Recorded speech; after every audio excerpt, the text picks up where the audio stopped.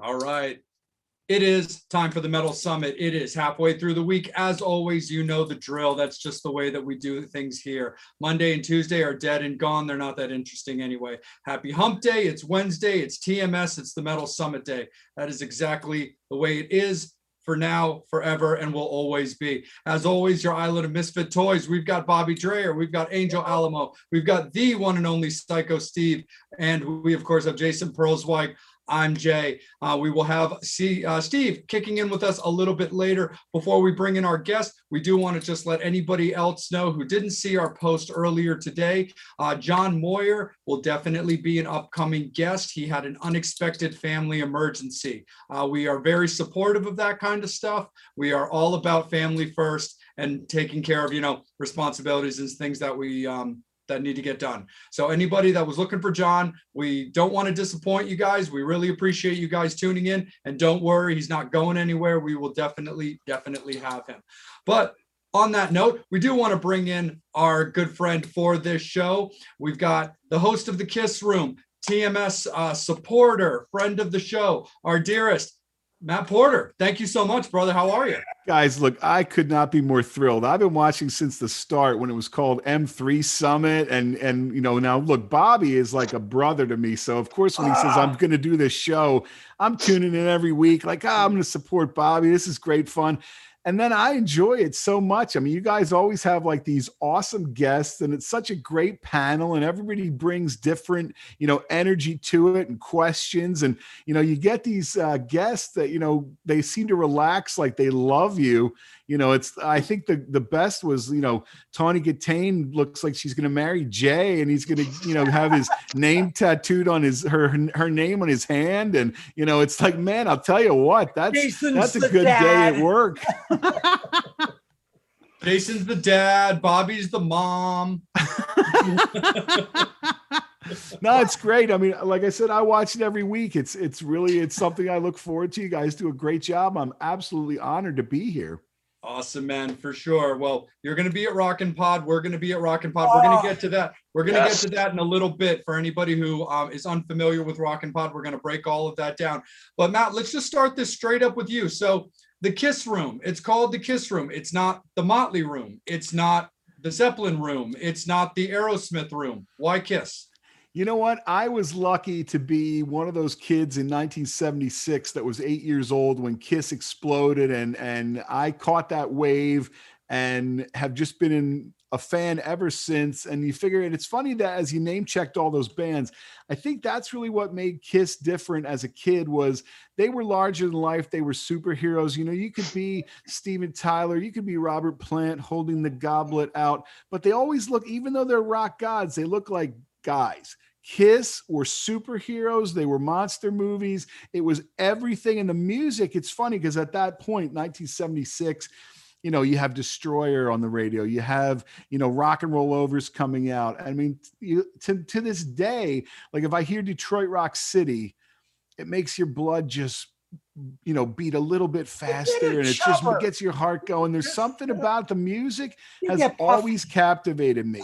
And I think the fact that they've never left, they've been obviously through many incarnations as Kiss, but it's always been around, and it was always my favorite thing. So when I started the Kiss Room, it's just because that's one of the few things that it's funny. I was listening to a podcast the other day. I think Bobby, you might've been in this workshop the other day too. And the guy says, when you're going to start a podcast, you got to choose something that you can talk about 100 times and not get tired of it. And that's one of the few things I can talk about 100 times and not get tired of it. And it's one of those things where, and the history of it is, obviously, and this is how I even know Bobby too, but I work at Montgomery County Community College, Bluebell, PA. And Montco has had Montco Radio for a long time. And Montco Radio initially was just like streaming to the cafeteria, but then eventually it went to the internet. And by like 2003 or whatever, it was on the internet. So I would always sneak on to Montco Radio because I work in the communication program, audio, video, all that kind of stuff, and I work in that program. So it was always around, and it's a club. Montco Radio is a club. And one of the little known facts, and I'll tell you a kind of a funny story, is the probably about like, I don't know, maybe 2003 or something. I can't even remember. But my wife went back to school to become a nurse, and she's very smart and she's studious. And we would go to the library, and she would be studying to become a nurse.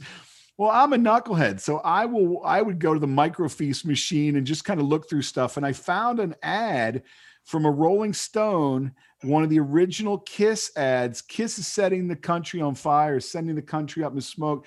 And one of the dates is May 11th, 1974. And it actually says Montgomery County Community College Gym, Bluebell, PA. I'm like, what are you talking about? Kiss at Montco? So for years, I had this crappy little printout of it because I got it off the microfiche. And I always tried to find information about it. So then if you ever read a book, there's a book called Kiss Alive Forever, The Complete Touring History. So Kurt Gooch and Jeff Seuss, they wrote this book. And it has every date that Kiss played. They researched every date.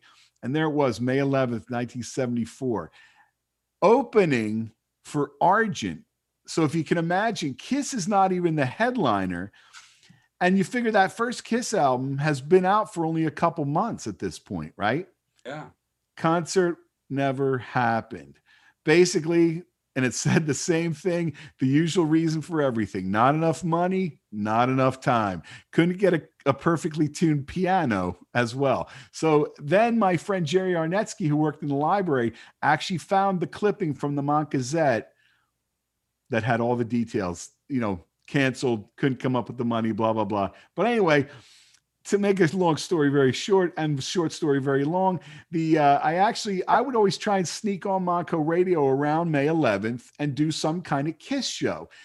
In my mind, it was a tribute to the fact that Kiss should have been at Montco, and I'm going to bring them. And, I would always try and do that. So I would sneak on. And so for years, I was just doing, Kiss shows, and it wasn't called the Kiss Room. It would just be like Matt's Kiss Special or May 11th Super Special or whatever. And people started listening to it. And one of those people was Ken Mills, who does the Podkiss, which was it's the longest running Kiss podcast. And he says, man, you're great at this. You should do this all the time. And so it was June of 2012. I'm going to do what's called the Kiss Room. And I do the first episode, and it's called the Kiss Room. And that's kind of how it was born. And then it's the second Friday of every month. I try to always time it so people kind of get on a schedule. And I know we were talking about it before we got on, but I love that we have a radio station, like a studio. We can be live. We're on there. We're live. You can have people call in. You can have people texting. They can tell you, what they want to hear. You can play their song. And if you give them a shout on the air, shout out, they're going to listen to you every week because people love it when they hear their name. Like right now, if I said, I know Candy Burton's listening, who does Candy's Kiss Corner. Yeah. Hannah Rogg is listening. Hannah does, has a blog herself, and she has a birthday coming up. All these people that I know that are just fans of Kiss that would totally, listen to that. And so that's kind of the way it became the Kiss Room, because it's like, you guys do all bands, and there's a lot of time it's like, I'm not as familiar with another band. So like, I don't want to have to do any research because you guys have to research if you don't know who your guest is. I just talk about that time in 1984 that I got this album or that album. It's much easier. So. No, I get you, brother, for sure. And so as like a follow-up to that, for people who haven't been able to tune into your show, so they kind of understand what they're getting. Obviously now, when it comes to Kiss, it's spanning, 4 decades, nearly 5 decades. Taking Gene and Paul out of this, you've got, 5 different guitar players, 3 different drummers. When it comes to your show, does it cover everything of all the lineups when it comes to Kiss, or do you fancy yourselves really preferring the originals, only makeup, that kind of thing? Talk a little bit about the Kiss world, the different genres, and how you cover them. Since day one, it was an all eras podcast. I want to celebrate day one till today. And, for instance, I mean, really, and Bobby will remember this, but Bruce Kulick was on the second episode of the Kiss Room. Yeah. And this is back when we were still trying to plant a flag on the planet and get people to know us. And at the time, Bruce actually said, I don't know for sure, but I know Ace is trying to get back in the band. One line, and that spread like wildfire. It went to every page, like social media. He just said Ace is trying to get back in the band. And this is 2012. So this is like at a time where people are really wondering. So Bruce, really, I always feel a debt of gratitude to Bruce on the second episode for helping us, for saying something that people wanted to hear, and really help spread the word. And as much as, it's funny because that's my thing, is I want to celebrate every aspect of the band. Some of the things that, like, I was fortunate enough, like we've had Lydia Chris, J.R. Smalling, one of my favorite guests, but I'm also really thrilled to have fans on, people that are in tribute bands, or maybe like Andrew Scabatti, who's a filmmaker and he's got his Kiss movie and he wants to promote that. I'll have him on. Or like, and that's like my favorite, like these tribute bands, we've had them on. And then we have, talk about celebrating every era. We have our Kiss Room House Band. And it started off with, and this is where it goes back to a love of Kiss, and Kiss fans find each other. At the Ace show, it was Thanksgiving Eve, and I can't remember the year, but Fran Galante is is a musician. He comes over, he says, man, I really love your show. Fran and his wife are the two coolest looking people in the room. And I'm thinking, hey, they're coming over to talk to me. And he says, I'm going to come in and play some songs. So he came in and he was jamming and he was playing with Jim Zagel, another friend of ours. And this is great. And they're playing. And then eventually this part fits here and this part fits there. And I bring my brother in, and it's the Kiss Room House Band. And they are such talented musicians. And they'll play you. I always say this, look, if you're a Kiss fan and you want to hear the deep cuts and you're not listening to the Kiss Room House Band, you're a poser, because we got all the deep cuts. It's really, it's where it's at, right? Yeah, now, Bobby, you're laughing because Oh, no, absolutely. No, for sure. And before I kick it down to Bobby, being such a supporter of what we've been able to do and how much we appreciate you for it, we had Carrie Stevens on the show. Absolutely. Do you have any history with Carrie with your show? I've never met her. I mean, I have never been at one of the conventions where she's at. She's never been on my show. When her book came out, I know she was on like every show. And my friend Joe Polo, who does Podcast Rock City, made her cry, which at a convention asked her about Eric Carr and she cried.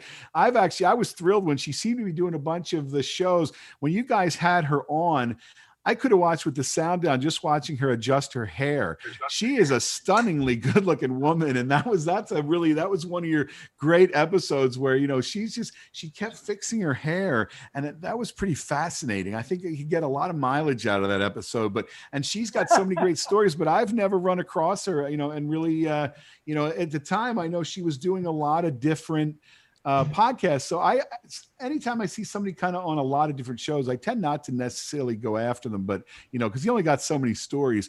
Although if she could whip her hair around, but I only do radio, you can't see it, so it's Gotcha. You can imagine it. Gotcha. All right, well, let's bring in the Phantom of the Dreyer. I think it's time to bring you in, man. so a couple things. So 2013, I left Chestnut Hill College, and I was like, I need to find something different. I pull into the parking lot at Montco going, I really want to learn about sound recording technology. I walk into this guy's office and I see this poster on his wall, and I'm going, dude, you're a Kiss fan? And shit just changed. It was Detroit Rock City all over again. It was, I turned 14, and it was like, I meet my daughter, and the heavens open, and it was like, but other than that, Jay, Jason, Angel, you guys know, we all talk about Kiss. There's nothing like going to a Kiss show. When you go there, you feel like a horror movie, like whatever. Everybody who's there is there for one reason, to like, dude, you're a Kiss fan? dude, and it's that. It's the shit. Nobody's in there. It's not politics. It's not anything else. And Matt and I, when Matt started doing the Kiss Room, I always said it was like being 14 all over again in your friend's bedroom, putting on the record and just sitting there and going, you remember this? Oh, yeah. And you're talking about the Paul Lynde special and everything that comes up, all the bullshit goes away. It's funny. One of the things that Bobby's mentioning, the poster that's on my wall is a giant version of that Rolling Stone poster that has the May 11th date at Montco. Because, people, I think a lot of time look into my office and they're like, why does this guy have a giant Kiss poster? Work related. So it's just, it's kind of, but it is a really good conversation piece, because anytime somebody will come in, you point that out and they didn't know that. Nobody knows that unless I tell them. But it's funny because that's one of the things that it's my favorite thing really is just connecting with other fans. It's funny because I'm looking down at the comments and I see where Frank says, we knew them as kids and he would get teased a lot for liking them. Everybody at a certain age, like you remember, oh, Kiss sucks, or Kiss isn't good, or you should listen to U2. Hell no. It's like and that's, I think a lot of it comes. No, you're laughing, Jason. Are you a big U2 fan? I always bring them up because I used to work with a guy that used to give me the most crap. Well, Kiss never had a movie. Yeah, sure they did. Movie of the week. Huge. Maybe not the, Hello, I got a t-shirt at Six Flags this week. Right. You are the Phantom of the Park. I didn't get YouTube, but But I mean, that's the funny thing is it really, when I met Bobby, he comes rolling in and it's like, who's this dude? And then he's got to come in. He's got all the tour books. He's going to bring him in. It's like show and tell in my office the one day. And then we meet Psycho Steve. I'm telling you, it's a 6 degree of separation without sex. Well, it's funny that you'd say the 6 degrees, because when we were talking before, you mentioned that David Snowden lives down the street from you, Jay. Yeah. David Snowden is the one who blew up that little the Rolling Stone ad into the poster that I have in my office. So it's all connected. He's the coolest dude on the planet. And I'll tell you what, it's funny. I actually found on eBay a copy of that original ad from Rolling Stone. So it's, a size of and at that point it was on newsprint. Rolling Stone was still on newsprint. And I asked him, because I know he does printing. I said, if I send you this, could you make it into a poster? And classic David, he says, I'll see what I can do. And when he says, I'll see what I can do, he's going to exceed your expectations. And he did. And he sends me back this poster. It's enormous. And now it's actually signed by the 4 original members. That was one of my missions, was to get that done. So getting back to that, I love my partner. Here's the thing I'm going to bring up about Matt too. Let's put Kiss aside. Other than Matt he and I being a big Kiss fan, Matt has got the heart of, it's like fucking Horton Hears a Who, Just lost my earphone. So, actually have an enlarged heart if you talk to my doctor. Personal here. So Matt and I, our major connection is I have a niece with a disability. Matt has a daughter with a severe disability, 2 daughters. And other than that, it's a common bond. And it was just, shit, wow. And then when we met Psycho Steve, and that shit just all comes together. And it's like, everybody does know each other, because I find out Psycho Steve knows Vampire Kelly Stevens very well. Yeah. It's a small world. We just all are in it. So here's the funny thing. So Kiss was playing Allentown. My dad lived there. I'm doing the Kiss Room with Matt. And I said, Matt, I got us VIPs. They're doing an acoustic thing. Matt brings the poster up. They all sign the fucking poster. What year? The only thing we felt bad about, there were 2 people we wouldn't let sign the poster. Tommy and Eric. But now, wait a minute. I did that same time. I took my Kiss Room poster and I have Tommy and Eric and Gene and Paul on that. So it's not like I said, hey, move along, guys. You know, it's like, Wait. Here's where Bob Goats gets shit on that night. No, exactly. No, David Snowden's a super duper cool cat, dude. I love him to death. He actually made the laminates that I had put together for the whole Metal Summit crew. And basically, I gave David the logo. I gave him a rough idea of what I was looking for. And then he sends me a picture of what he did. And I'm like, oh, yeah, that'll work. yes, that's autographed by everybody. Look at that jacket. That's amazing. So this is from the Kiss tour. And it was the funniest thing that I even have a better. So I bought a jacket from Stan Lee, the artist, which is the Kiss middle finger. The artist, you mean like the god of Marvel? Yeah. So I was going to say like the artist. I'm thinking more like the Marvel's like God. Well, technically he is an artist. That's true. you got to tell them the story about Gene with this. I got to tell you the funny thing. I love when Bobby does this show and tell. Yeah. And the one when I think was it Jeff Pilson where he showed him every guitar and every bass and he's naming every like that's a this and that with a certain humbucker. And it was like It's really cool. fun. It's cool. So- Everything so that comes fun. up, he pulls out. So this is the Kiss jacket, that they did. So Gene didn't want to sign it. The only place he wanted to sign it was right here. Of course he did. But the funny thing, if you look at it, and if you look down by the pocket, maybe you can put it up by there's Stan Lee's autograph, right? So Yeah, Stan right. signed it first. Gene turns to Bobby and says, "How did you get my jacket?" Because he knew that it was the one he had then given to Stan Lee that then Stan Lee sold, but Gene knew it right away. And it was pretty funny. And it was just like, and we met them that time. It was Rock the Nation tour. So that's September How'd I get that 1st, jacket? 2016. And it was hot it's a as lot of hell. oral. What are you doing? It's a lot of oral. Not much. I can relate to that. And he didn't have Absolutely. big titties. Seriously, for sure. Nashville, here I come.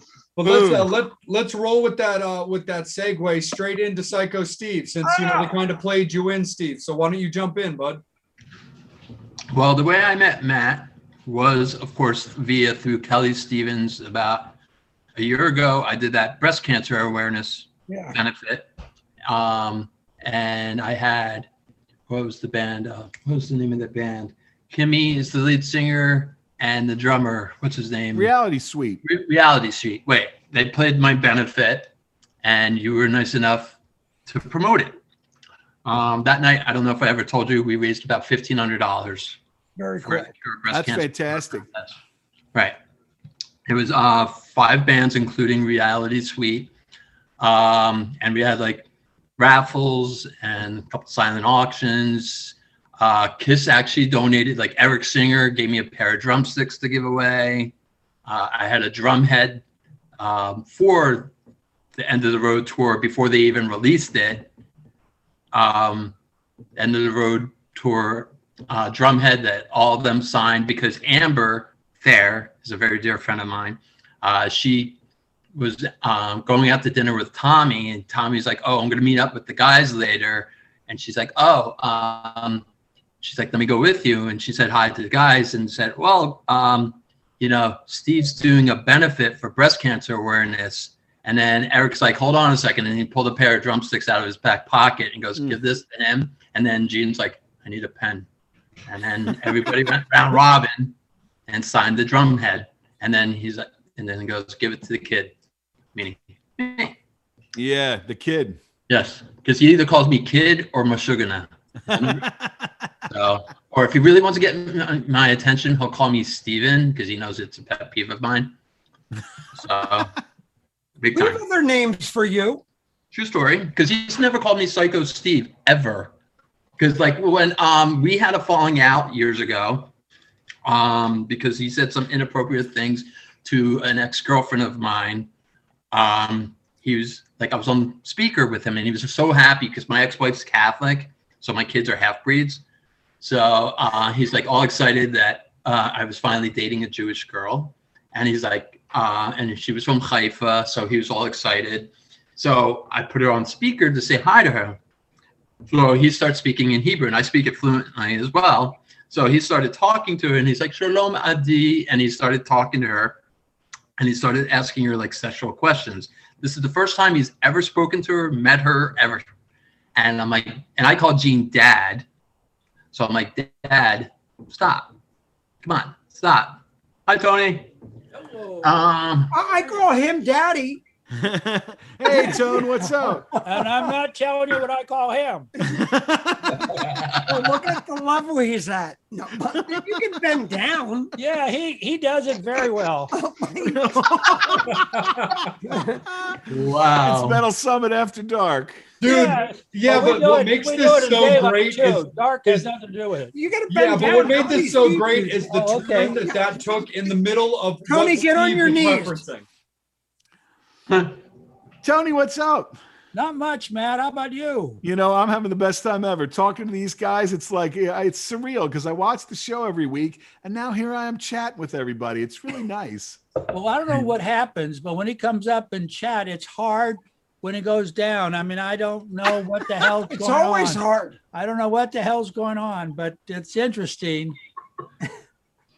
Wow. Absolutely, for sure. Uh, Well, since we got Tony hanging out with us for a little while, that's super duper awesome. Well, let me segue it back into what Psycho Steve was saying. No, Okay. I just brought Tony in just to say hi to So, everybody. I'm gone. Hey, Oh Tony. no, dude, he's Go on back to work. Tony. Somebody has No, to get work. him the hell out of here. Somebody's got to make money.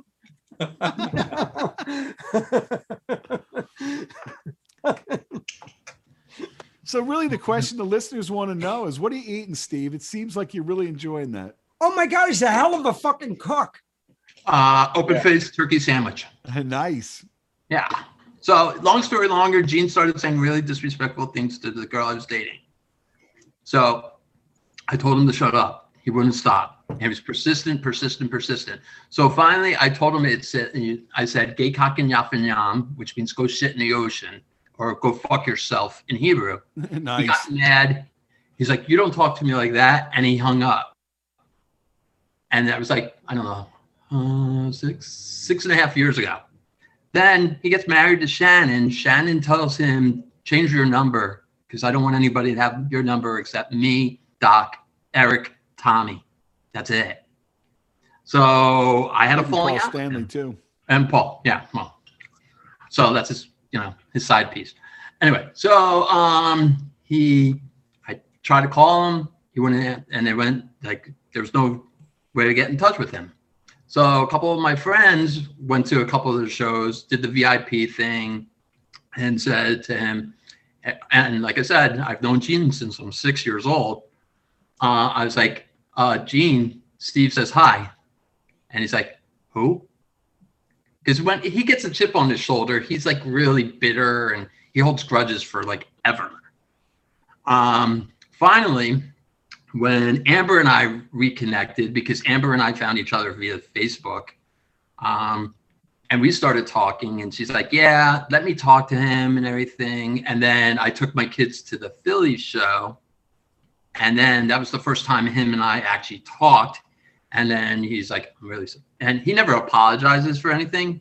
He apologized. I apologized. We hugged it out. And he looks at me and he goes, grabs my beard. He's like, what's this? I'm like, well, I lost the hair in the divorce, Dad. He's like, I told you married her. I'm like, And then he goes, well, he's like, you're looking good. I'm proud of you, kid. And then he gave me a hug and he told me he loved me. And then he gave fist pumps to my sons. He's like, what's up, Jack? What's up, Charlie? Yeah. It was a pretty amazing moment. And my kids That's look at me like, fantastic.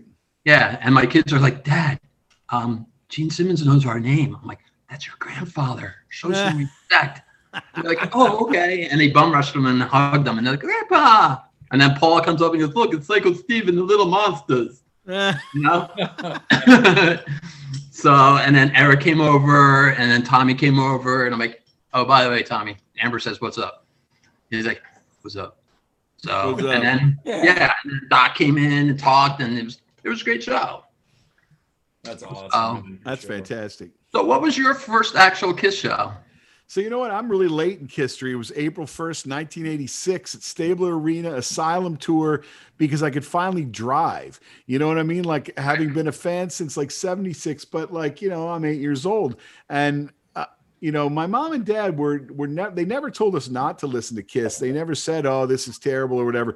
But I don't think my dad would have liked taking us to a Kiss show, and so I never went. And Philadelphia somehow seemed very far from Percy, PA, and I just never got it together. But then by '86, I could drive, and you know, I remember going, and we got even lost on the way. And all you young kids, you don't know what it's like to have. Only handwritten directions. We drove right past Stabler Arena, right into Bethlehem, got very lost, got back, finally found it. And I'll tell you a funny story about that was we come off the, you know, you come off the road there and we're sitting, I'm literally, I don't know where I am. I'm sitting under this street light and this car drives up next to us. And this is the truth. My brother, if he was listening, he would tell you, this woman rolls her window down. Are you guys lost? Yeah, we're trying to find Stabler Arena. We gotta go see Kiss, right? She says, follow me. I'll take you there. Now, if you're thinking about that, you're thinking, okay, she's going to lead us into the axe murderer's house. She turns her car around. We follow her. She points out the window. There's Stabler Arena. And we're like, oh my God. And, you know, we're waving to her and everything. I swear to this day, her car just disappeared into the ether. Her daughter might have been named Beth. I don't know, but that's how we found Stabler Arena. And the funny thing is, we get there and King Cobra was the opener. I was On that just about to tour, ask it you, was was it Black and King Blue and Cobra or King what? Cobra. And Nice. they're doing, okay, everybody raise your hands to rock. Come on, everybody do your Cobra sign with me. Come on, ready? Yes. And then they let see, look at it. I love it. That's interaction. And the funny is they were leaving the stage, but then imagine that Asylum tour, the gigantic Kiss logo, Yeah. larger than life. Now everybody, you know, it's all screens. The gigantic metal filled with lights Kiss logo was so amazing, and floor to ceiling, if you remember that. And I'll never forget, they come running out and the energy was just off the charts. And this is back when, you know, the whole stadium was just going berserk. And we're positive Gene keeps pointing right up at us, and you know, he's pointing right up, and it must be because we're rocking much harder than everybody. And we kind of realized later that it's because his follow spot was right behind our heads. We were pretty far from the stage. He's pointed his light. But you know what? I remember that, and it was just a great show, and I haven't missed a tour since. But yeah, late in history, I didn't see him with the makeup until the reunion because that, you know, it was that was '86. The makeup was already off. But you know, so. But I remember that. I never did see him at the Spectrum or anything in the 70s. I know if my friend Bob Brodsky is watching, or Dottie we Jones love just Bob. said 1977, you know, like Dottie saw him in 77. I don't know. I didn't. And I don't really, you know, everybody, oh, I wish I could go back in time. I'm going to go back in time. I enjoyed every step of the way.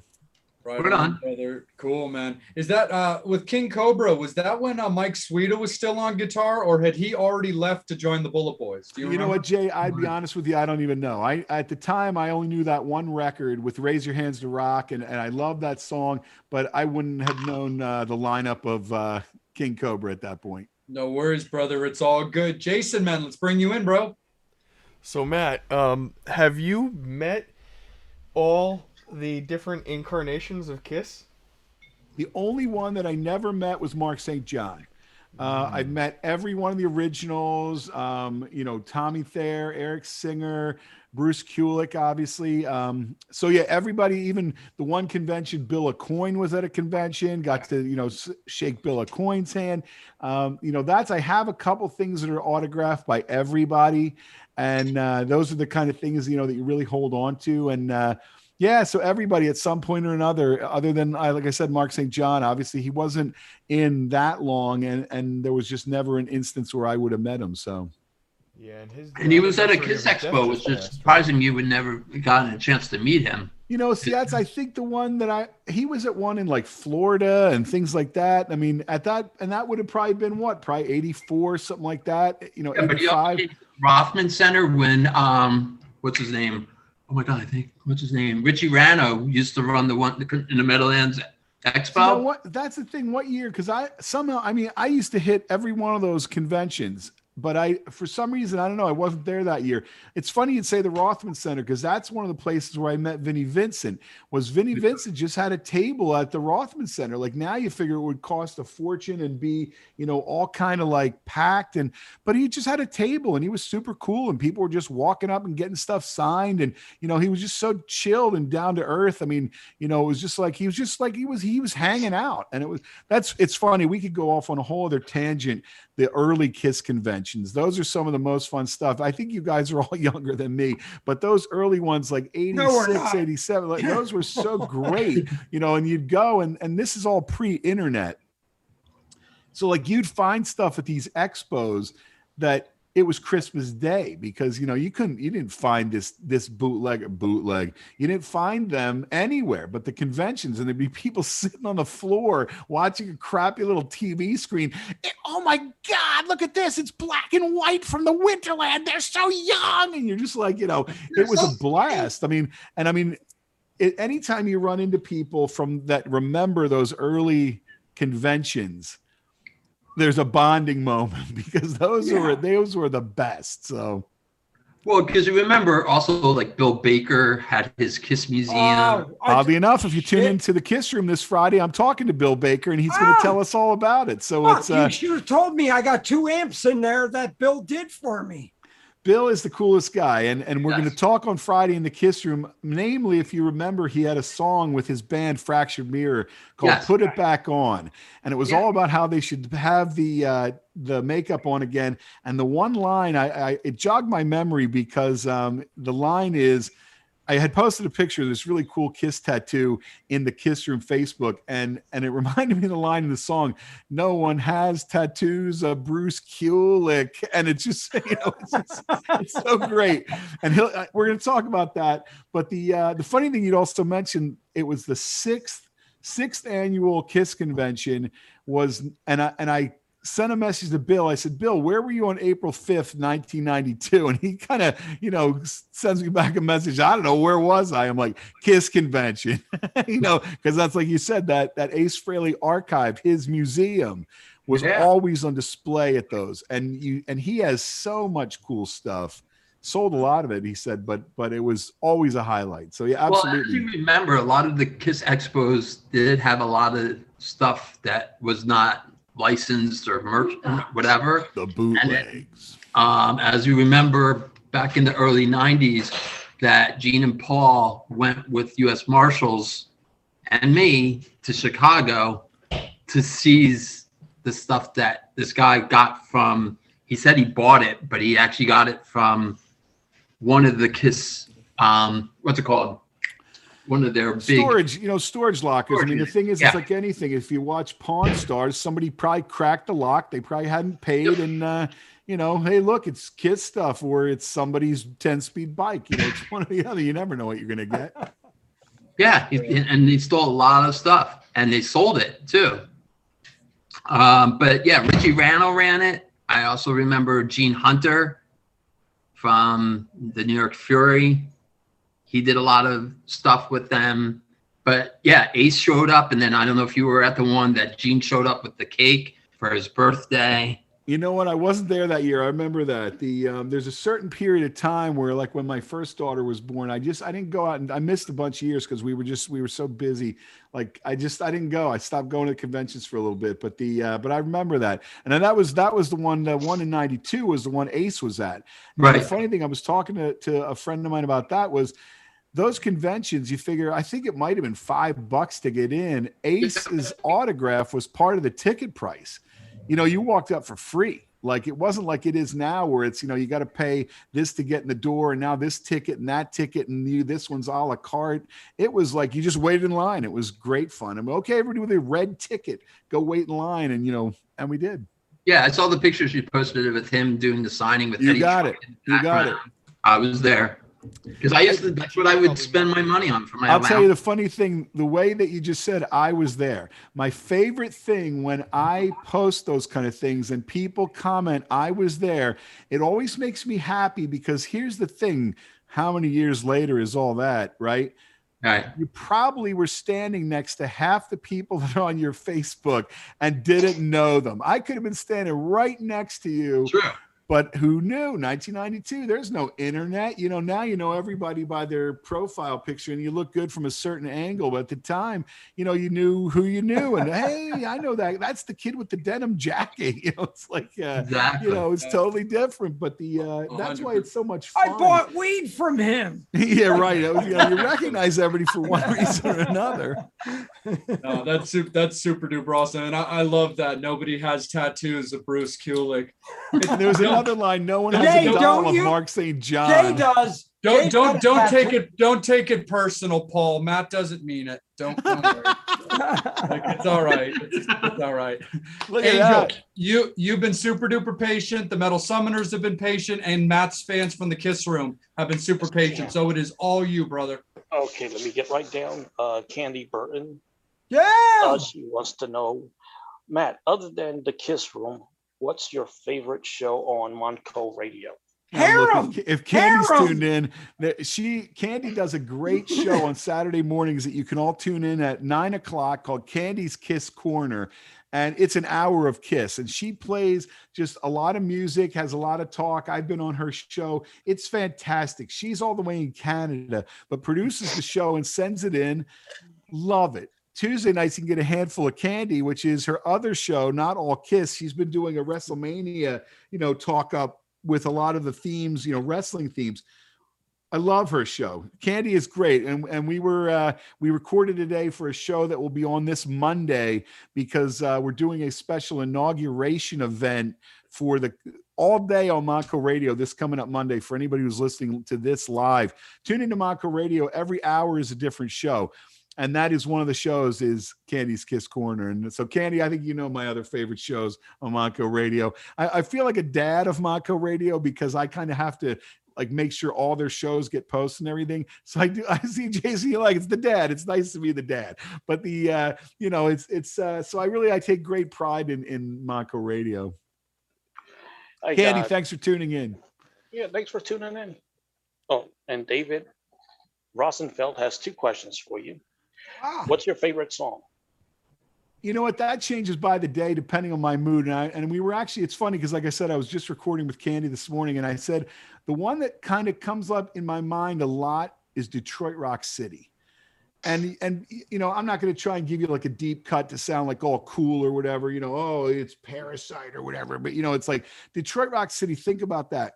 You have that intro. So all of a sudden you're captivated by that intro. But no matter what kind of day you're having, maybe you're in a great mood, maybe you're in a not good mood. When those guitars hit, right, come on, I see everybody's head going right now. It's blood in my veins. I love that. Something like that, maybe Shock Me. I mean, I know it's played out. Everybody says, rock and roll over. I'm sick of rock and roll night or whatever. Rock and roll night, as soon as those drums hit, it makes me happy. It's just like there's so many songs that I could go to as like my favorite song, but I think right at this minute, I would tell you I could listen to Detroit Rock City a billion zillion times and probably have. I love it. I love that song. And kind of building off of that was I have this amazing Kiss Room house band and they do covers every month in the Kiss Room. And recently they did a custom version of Detroit Rock City where Jerry Lee Watkins, who's really just a mastermind, he made the custom intro and he references like Bluebell, PA and Route 202. And then, you hear the guy walk out to the car just like in Detroit Rock City, but instead of humming like a Kiss song, he's actually humming Meet You in the Kiss Room, and it's custom made. And then he turns on the radio and I come on. And it's like, it's so great. So that maybe influences me right this minute because I love that. So it's just, so yeah, let's just go with that. He also wants to know, did you go to the Psycho Circus tour? Absolutely. Psycho Circus tour with the 3D glasses. I saw that. I guess that's still the Spectrum at that point. I mean, it's No, it was Wells Fargo. Well, Wells Fargo was the first night of the reunion. Oh yeah, you're right. The reunion tour was opening the Wells Fargo Center. So yeah, so that's later. So yeah, Wells Fargo Center, sure. And I did I see that another time? I don't even remember, but but definitely in Philly that tour. I haven't missed a tour since. I mean, I've seen, and not like kind of numbers like Psycho Steve, who's seen 8 billion shows, but like I have not missed a tour. I've seen a couple of them, twice per tour, but yeah, I haven't missed a tour since Asylum. Dave also wants to know, do you like the movie Detroit Rock City? I love Detroit Rock City. Everything in that movie, that movie is made for Kiss nerds because there's so many little references to things like, like again, the daughter's name is Beth, or like, there's Shannon Tweed in the movie. I mean, like all those, when they pull out the Stretch Armstrong, I mean, you can't be a kid in the 70s and not remember Stretch Armstrong, right? So there's that movie. That's one you could watch 100 times and you find something, really exciting. And like the scene where Natasha Lyonne is handcuffed, and I mean, who hasn't thought about that scene at least once in their life? It's just really, that's just a great movie. And anything with that much music, there's all the good music. And yeah, I love that movie. That's a good question. Matt, I mean, the rock versus disco, that was a big thing, dude. It's funny you'd say that. Like being a kid at that time, I really don't remember the rock versus disco. Cause I mean, in 1977, 78, I'm, 10 years old. So I wasn't going to the disco, and you saw it on TV or whatever. But I mean, even that, like I remember going to see the Sgt. Pepper movie with the Bee Gees and Peter Frampton in the theater. I love that kind of stuff. I mean, I never really bought a lot of disco, but that music was always around. So but yeah, like, disco sucks, or, when you hate to say it, the Guidos are following them in the Corvette and the pizza goes flying. I mean, there's so many great scenes. You asshole, you killed a bird. See, there's so many good lines. That's perfect. Angel, right back to you, buddy. All right, here's my question. We've all done this in the past. So now it's your turn. Your top 5 Kiss albums. You know what? I would say Rock and Roll All Over is always my go-to album. That's the one that like almost anytime, if I really, I'll throw that in. Second would be Dress to Kill. It's just 33 minutes of pure happiness. I love that album. Then I always go to Kiss Alive, and Kiss Alive, almost like 1, 2, 3, that group of albums, Kiss Alive to me is perfect. And I could listen to that almost any time. And I think one of the things about that, it's like a live greatest hits from a band that at that point really hadn't had hits. But it's magic. I mean, and people can argue, well, they went back and fixed it in the studio or whatever. I don't care. Superman couldn't fly without a green screen, but man, I love that just the same. Kiss Alive is a masterpiece, and I love that album. So those 3 are always the ones that I go to right away. And then, I mean, oddly enough, I think from there, a lot of time it'll depend, what kind of mood I'm in. Obviously Kiss Alive too, again, with every, great song that's on there. But then the debut album, think about the debut album. Almost every song is still a staple in the set. You start right off with Strutter, baka, kaka, kaka, right? You think about that. Oh man, that's blood in your veins, that album, so like, you could go with any of those early albums, Hotter Than Hell, and I do tend to be kind of an originals first, everything second, but yeah, I mean, definitely Rock and Roll Over. I think everything about that puts it at number 1. Nice, man. Right on. Super duper cool. Yeah. My thing is, as much as I've always loved like the Painted Kiss and stuff like that, because like of this crew, I'm the baby of like the crew. And like, so when I got into Kiss, I mean, I knew all those Painted songs from the 70s. I love Detroit Rock City. I'm a nerd for Love Gun. My favorite Kiss song quite possibly might be Black Diamond, which is right off the first record.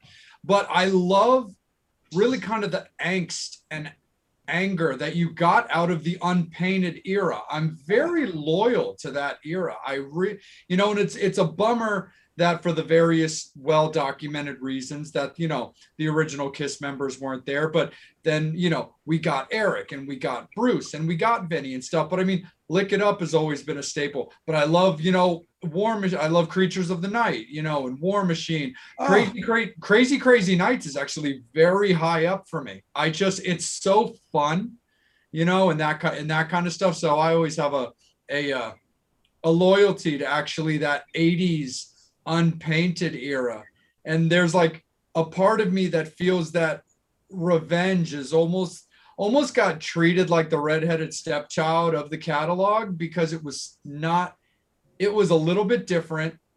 it definitely seemed like they were taking the musical swing into consideration. Because you look at the videos and Gene's wearing just like a leather jacket and like a Misfits shirt and all that kind of stuff. But yeah, so I always thought that was super duper cool. Well, So- it's funny because I think you hit on something that's really very important. It's why the band has lasted nearly 50 years is because you have 57 flavors. It's one of those things where, we all started with that original 4 and there's a certain sound. And then by the time Creatures is coming out, now it's a little bit different because you're getting Vinny in the band. And then as the makeup comes off, you Pick have it a up. different, Oh my a different God, pick it lineup. up. And now you have what you call the unpainted years.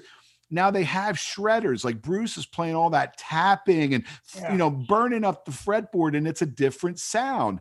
And it was always still Kiss, and it was in the framework of Kiss, but maybe one minute I want to listen to Young and Wasted, a little bit more angry, a little bit heavier. Yeah. And then I'm going to go back to Black Diamond, things like that. And I think that what you just talked about, the fact it's also you're younger, you jumped on a different point. That was your version of Kiss, which is something that I always really enjoyed talking to younger Kiss fans about. How did you discover them in the order? Because like if I hand you the Elder first, you're gonna be like, what the hell are you talking about? Oh, Time we got the Elder when it or came out. And it Unmasked, was just and you part of go, the, "What it was the fuck?" Unmasked is a great example. Now, Unmasked, you talk about the redheaded stepchild, great pop album, but Yeah. not the album people wanted from Kiss at that time.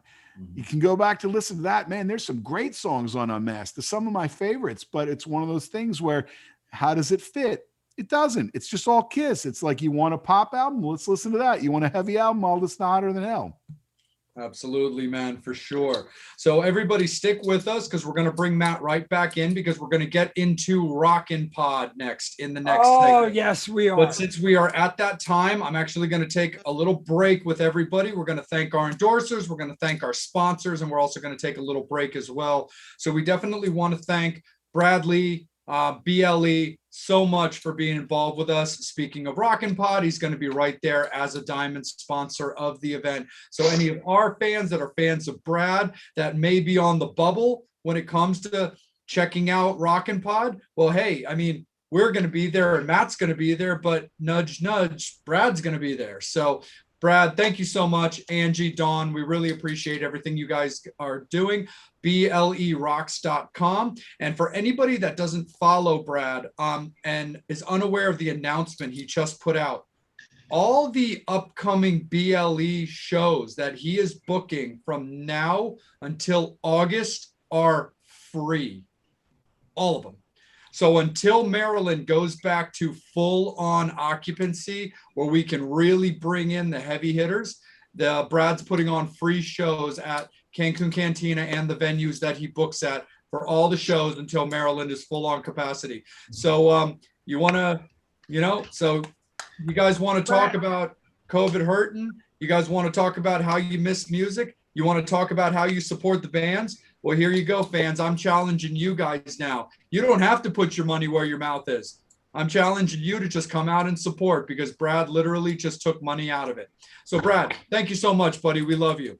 We also want to thank Saren Cadaver from Twisted Vines out of Rhode Island. She does horror decor, caskets, Ouija boards, voodoo dolls. She's freakishly talented and really, really cool. I was actually talking with her today, placing a new order. So Saren, I love you, girl. Thank you so much for getting with us at the ground floor.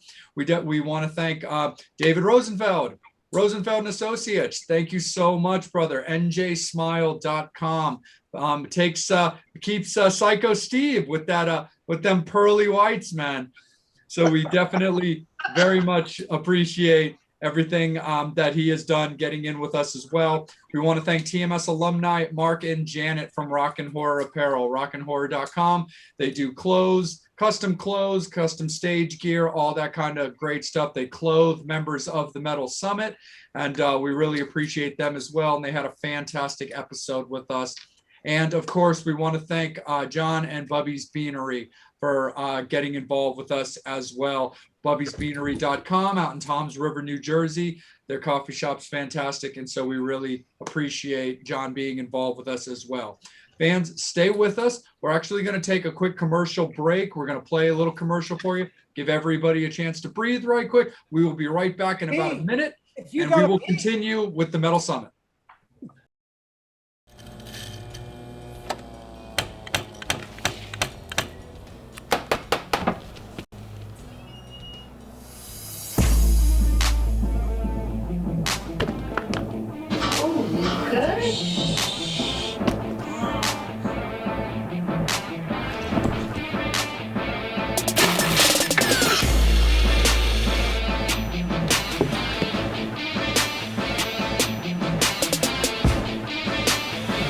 How you doing? Oh my God, what happened to you?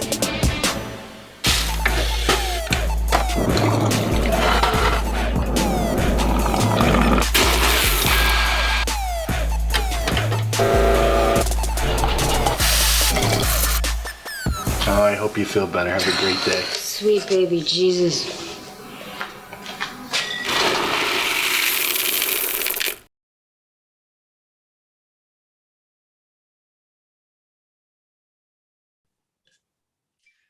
Thank you so much again to all of our sponsors. We really do appreciate you guys as always. We have for anybody interested in working with us, we do have different tiers. So reach out to members of TMS. We're absolutely happy to talk with you. We're going to continue to grow. We're going to continue to give it everything we've got more, and we are more than welcome anybody who wants to build up with us. So Matt, we're going to bring you back in, brother. So Rockin' Pod, Nashville, Yes! August 6th to August 8th. That weekend, Friday, Saturday, Sunday, right there. Bobby's pimping them out. So Chris out of and the Zach, people that are on the screen right now, yourself and Bobby have the dominant experience when it comes to Rockin' Pod. But I'm going to keep this with you to start it off. Rockin' Pod, talk a little bit about it, the situation, the casual description that most people give is it's a podcaster's version of NAMM. yes. You know what? Nashville Rockin' Pod is one of the most fun things that I've ever been to. And this year will be the fourth one. I keep saying it's Rockin' Pod 4, back for more. And we went, and like I said earlier, I don't know if I said it on the air, if we were saying it while we were talking off the air, was Rockin' Pod 1 started as kind of a bunch of podcasters that said, let's get together and just kind of meet, because it was going to be a blast. So I had never been to Nashville. I hadn't been on a plane since like 2001, oddly enough, just before 9/11, not really. And it's not that I was afraid to go flying, but I don't go anywhere. And so the first one, it was my brother and our friend AJ, and I'm going to get on the plane, and I have my backpack packed with recording gear and everything. And I'm nervous as can be, thinking, because, you hear the stories of how they search you when you got to get on the plane and everything. And I don't want to take the stuff through the luggage. So I have my backpack, and I get up there, that you do the whole belt and shoes off and all that kind of stuff. And you go through and I get to the other side, and I said to my brother, I'm like, when's the part where they really search you? He's like, that's it. So then we got on the plane. It was great. So it really, it's a memory that I always have. But the first Rockin' Pod, if you can imagine, there was people there who had been Ken Mills, Gary Schaller from the podcast had been podcasting together for 10 years, had never met in person. Seeing people meet for the first time, it was magic. And we rolled in, it was me and my brother and our friend AJ, and we rolled in the night before into the Scoreboard. We was right across from our hotel was this awesome little, restaurant bar kind of thing. They got a deck. There was this band playing that, like, it's a duo. They're called Joe and Martina. They're playing this country music. The wind's coming across. You know what they drink, oddly enough? Yingling. Oddly enough, we go all the way to Nashville, and they're like, "Oh, you want a Yingling?" I'm like, "That's what we just came from Pennsylvania." See, I see Steve laughing, but it's one of those things where, so that I could go on and on about a lot of the stories, but the main thing about Rockin' Pod was meeting people that you have connected with for a long time via social media. And I always say it's your social media life come to life, because you meet people and you recognize them. They come up and they want to talk, and they remember. I'm stupid, so I don't remember things about my show all the time. And they'll be like, "Do you remember when you did this or that?" And I'm like, "Oh, it's great." And that's what. Every year it's grown and grown, and they bring in different guests and they bring in more bands. And like last year, one of the highlights, Michael Sweet from Stryper got up with the house band, which is the house band was they've been the Gene Simmons band. They've been the Ace Frehley band. They're the Talisman. They're the coolest guys on the planet. The rock and And roll now- residency. You got it. And now they're calling Michael Sweet onto the stage to do Soldiers Under Command and Ain't Talking About Love. And you're in a room like you're in like a hotel ballroom. And it's like the roof's going to blow off the place. It was so cool. Every year it's just been bigger. Like the one year they had the band Angel, which if you know the band Angel, same as our wonderful Angel here called Angel. And Punky. we're interviewing. Yeah, there's Punky, there's Frank, all these guys. There was the whole band, and I got to interview them. They're right there. And the vibe is, nobody gives you the rock star vibe. Everybody's there hanging out, having a good time. People like Ron Keel, I know he's a veteran of your own show, does his own podcast, does his own radio show. Could not have been nicer. Comes around, talks to everybody. Nobody's given the I'm a rock star and you're just nobody. It's cool. Everybody's cool. And that's the main thing. You meet all these other people whose podcasts you listen to, and maybe you find some that you don't. But the main thing is, and I never like to say, I meet my fans, because I'm just a jabroni with a show, but you meet people that listen to you. And I know what that is because you figure out, think about it. I know Bobby. I never met the rest of you guys. I watch you every week. Your voices are in my head every week because I love the show. It's like that. But that's what I'm saying is like think about this. Now, Psycho Steve, we talk, but I've never actually met you. Now, look, I know COVID, and it's going to be probably different than in the past. I would give you the biggest hug if I saw you. I'm a hugger. I don't know how that's going to work this year, but when you meet people, I'm a hugger, dude. Don't worry about me. I ain't afraid. I love giving. I'm right there with you. And it's one of those things where that to me, and look, we could talk about all the guests and we could talk about all that stuff. Meeting the people, when somebody walks up to you and says, I listen to your show, man, there's nothing like it. It's like that little slice of what it's almost, I don't like to say famous, but it's bizarre because they know you. And I know what that is because I listen to so many podcasts myself. In those first couple of years, it was like you're meeting the people whose voices have been in your car while you're driving to work, while you're going to sleep, while you're watching the Metal Summit every week on a Wednesday night. It's a blast. So it's just like, and I think that to me is really what and look, our table where we're going to be at, you figure you guys are going to be there. We're right next to you. We're like joined at the butt. The Electric Crush, which is one of my favorite radio shows, and they're from Pittsburgh. They're going to be at the Kiss Room table because all the platinums were sold out and they didn't get one and they were bummed. And I said, look, if you make it there, you can have half the Kiss Room table. I said, we never sit at the table. We stand around. I'll be over talking to you guys. I'll be out eating hot chicken. It's a party. It really is a big party. So that our tables are going to be the party spot. And that's why you all got to be there, because I know they were busting your balls about coming down, but you got to come down. It's the greatest weekend. I mean, we hang out. Everybody has Candy's going to be there. She'll be at my table with Candy's Kiss Corner. So you got Candy's Kiss Corner in the Kiss Room. It's perfect. And then you guys will be there. It's just going to be a blast. We're right next to each other. And Brad Lee's table is going to be attached to the TMS table. Oh yeah, it's going to be like a menage a trois. Oh, absolutely. Well, that's why Candy will be at my table, and it'll be a great time. So it's just. I'm gonna say, with the 3 tables connected, get a penicillin shot. You'll be. And that, I mean, to go on and on about it. I mean, that's the thing that if I could sell it to anybody, if you're a fan of podcasting, and you're a fan of certain podcasts, if they're going to be there, you have to just come and hang out, and then you start noticing the list of stars that are coming. It's a blast because these people are up close. You got the Q&As going on and these people are up close. Plus they did fun things. Last year they did a thing. It was a cosplay. So they had these beautiful gals in their cosplay outfits. And then they did a cosplay costume contest. And it was Robert Bentley as Gene versus Josh Groves as Ace, both with great costumes. Maybe this year more people will cosplay. If you guys were going to cosplay, what would you dress as? Matt, not to cut you off, but they just got announced today. Chris and Zach put it out. Ricky Rackman. I mean, if anybody is the big metal guy from, Ricky just got added on, and the list is growing, and Chris won't even look. We're only in April and we still got 4 more months. This shit is going to be the blast in Nashville. Well, it's funny because he mentioned that all the platinum packages for podcasters are sold out, which they've never been sold out this far in advance. And I know he had a little bit of a log Well, jam. I got to say one thing. We were number 1 and number 2.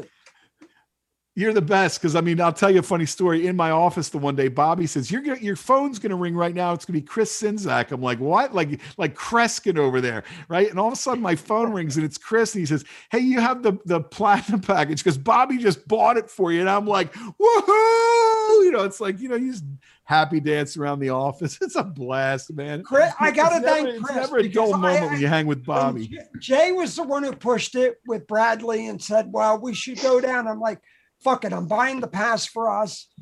And I got to get Matt a pass. And I'm going, look it, we're getting our table together.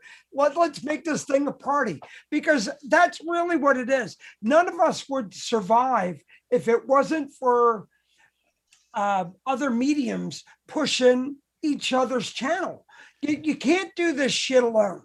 It's a community. That's the thing I would really stress. And I know you guys talk about it a lot, especially, as you were mentioning at the top of the hour there, bringing back shows and going to clubs. It's that community where everybody, especially now in the social media age, where you're connected with everybody. Everybody's going to be there in real life. And that's what makes it so great. And even just the fact that we keep mentioning Chris Sinzak, but Chris has his own great podcast, Decibel Geek Podcast. You figure that's also a very long running thing. They do great stuff. Really fun shows. I could go down the list. If people go to it's Rockin' Pod Expo or whatever online. 3 sides of a coin. Who are I don't know if those guys are going to be there.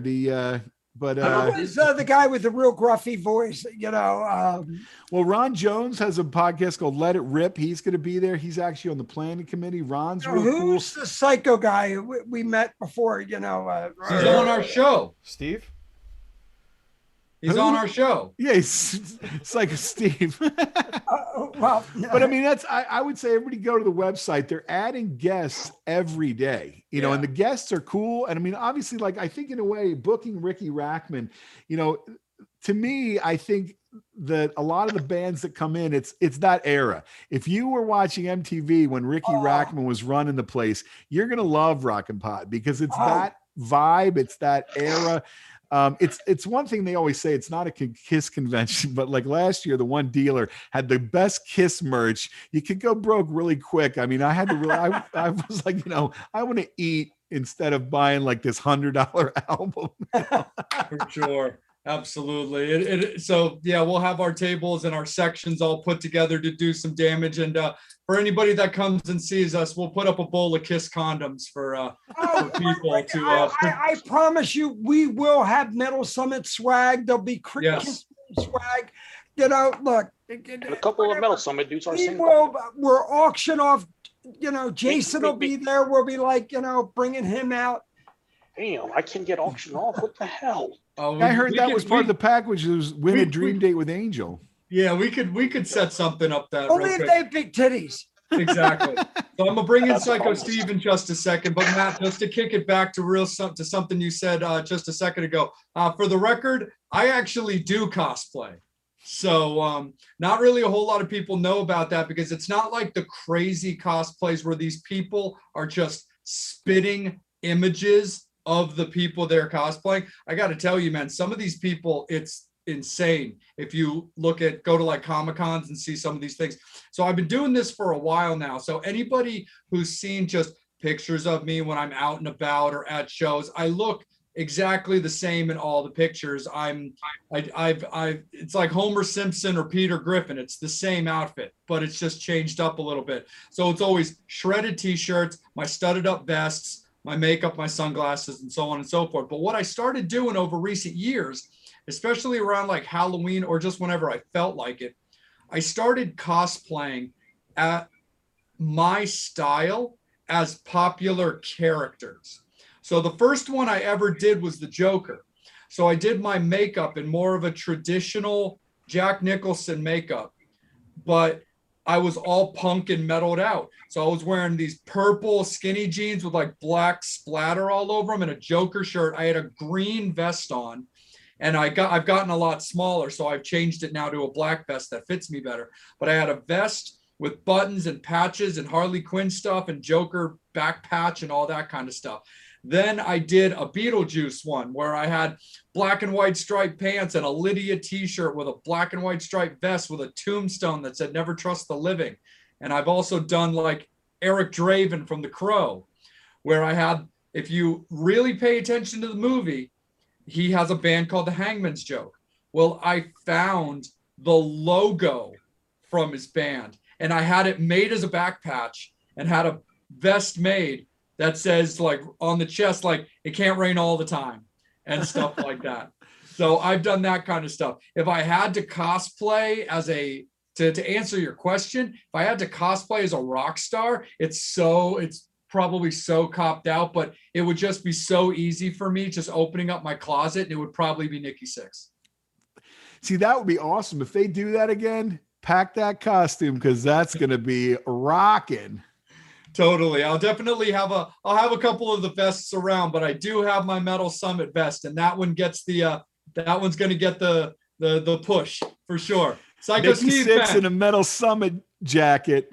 Exactly. For sure. Can I go as drag for every chick that was in every hot metal video? Yeah, pretty much.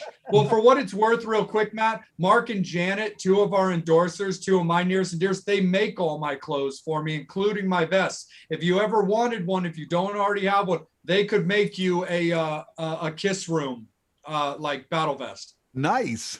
That's fantastic. Yeah, so definitely for sure. Psycho Steve, it's all you, bro.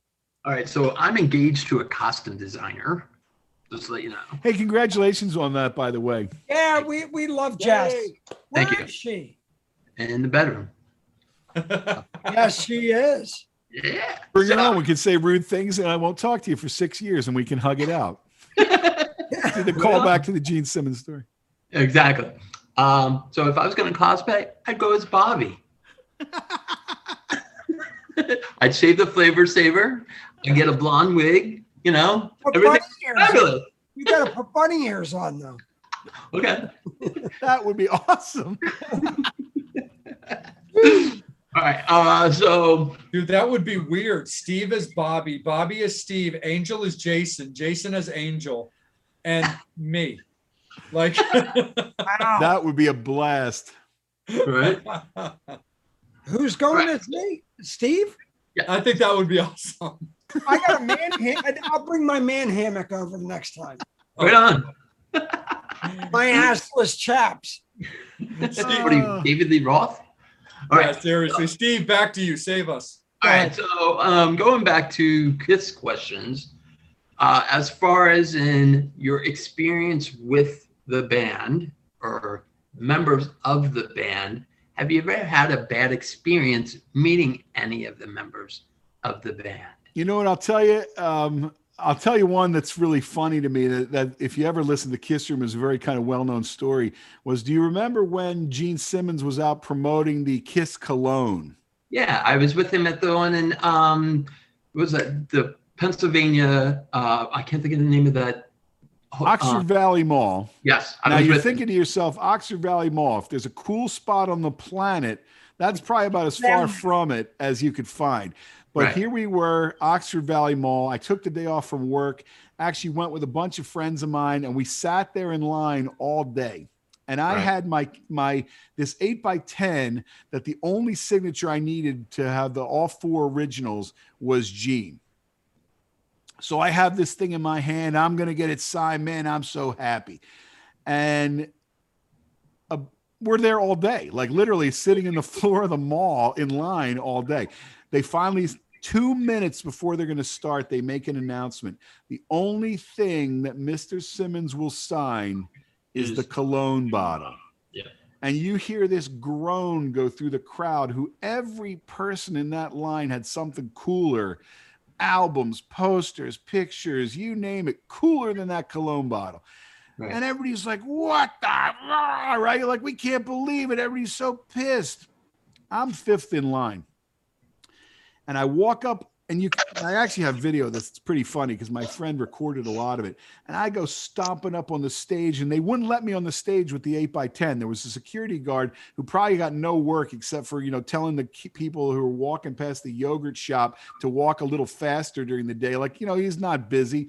He's going to show that he's a force to be reckoned with. And he says, if you try and take that up, I'll kick you out. And he's real pissed at me. So I hand him over that picture, and because they won't even let me go up. So I walk up, and I'm not even kidding you. I'm embarrassed to say it. I got right in Gene's face, and I say, Gene, you got to sign everybody's stuff. Everybody here has cooler stuff than these cologne bottles. We bought it. You got the money. You got to sign our stuff. I can't. What do you mean you can't? You're Gene Simmons. You do what you want.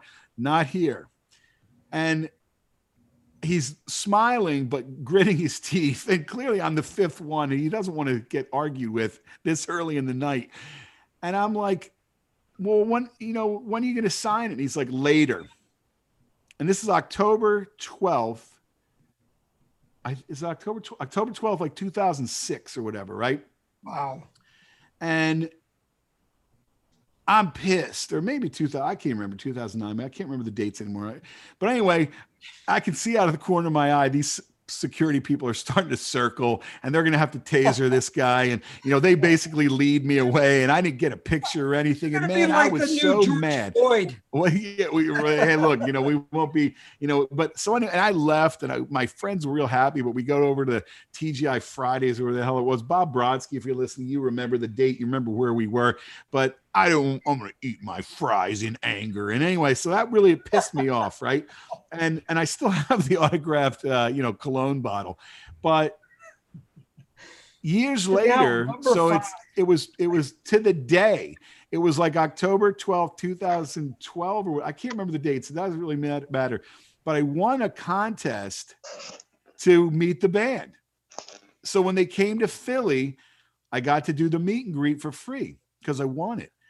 It's like the exact same day, a couple years later. Now I got the 8x10. I walk up to him, and I go make a beeline for him. I say, Gene, you don't remember, but do you remember when you were at the Oxford Valley Mall and they said you wouldn't be able to sign anything, and you said you'd sign it later, and now is later. And he puffs up his chest like, of course I would keep my promise. I'm Gene Simmons from Kiss. And he's signing, and I have my favorite picture is Gene has his arm around me, and he's smiling. And I think it was just, he I think was proud of the fact that, and I'm sure he doesn't remember not being like, me not signing or me giving him crap, but he just he was so happy. I know there's a team that stands around him, and I'm sure you've been there. They want to make sure Mr. Simmons is happy, and they don't want some knucklehead, pissing him off. So the fact that he was clearly laughing and having a good time with me, that was the only time that so that Oxford Valley Mall one pissed me off, but in the end, it was all good. Everybody else has always been very nice. Paul Stanley knows how to treat you. When you come up to Paul Stanley, he acts like he is your best friend. Hey, it's great to see you. How you been? He don't know who I am, but he acts like he does. He acts like he or his favorite at that minute. So, and I'll tell you a funny story about that. I saw when Paul played the Theater of Living Arts in Philly on his solo tour, 2007. They had a contest on WMMR. Call in, you can win tickets to go to the sound check. So they're doing the interview, and they go, okay, call the number right now. And callers 13, 14, 15 to be the winner. And it's ringing. You're caller 13. Bam! I didn't even have a ticket. There was a big event at work that night. I wasn't even going to go. Imagine that. I was going to blow off the show. Can you get to the TLA by 5:00? Yes, I can.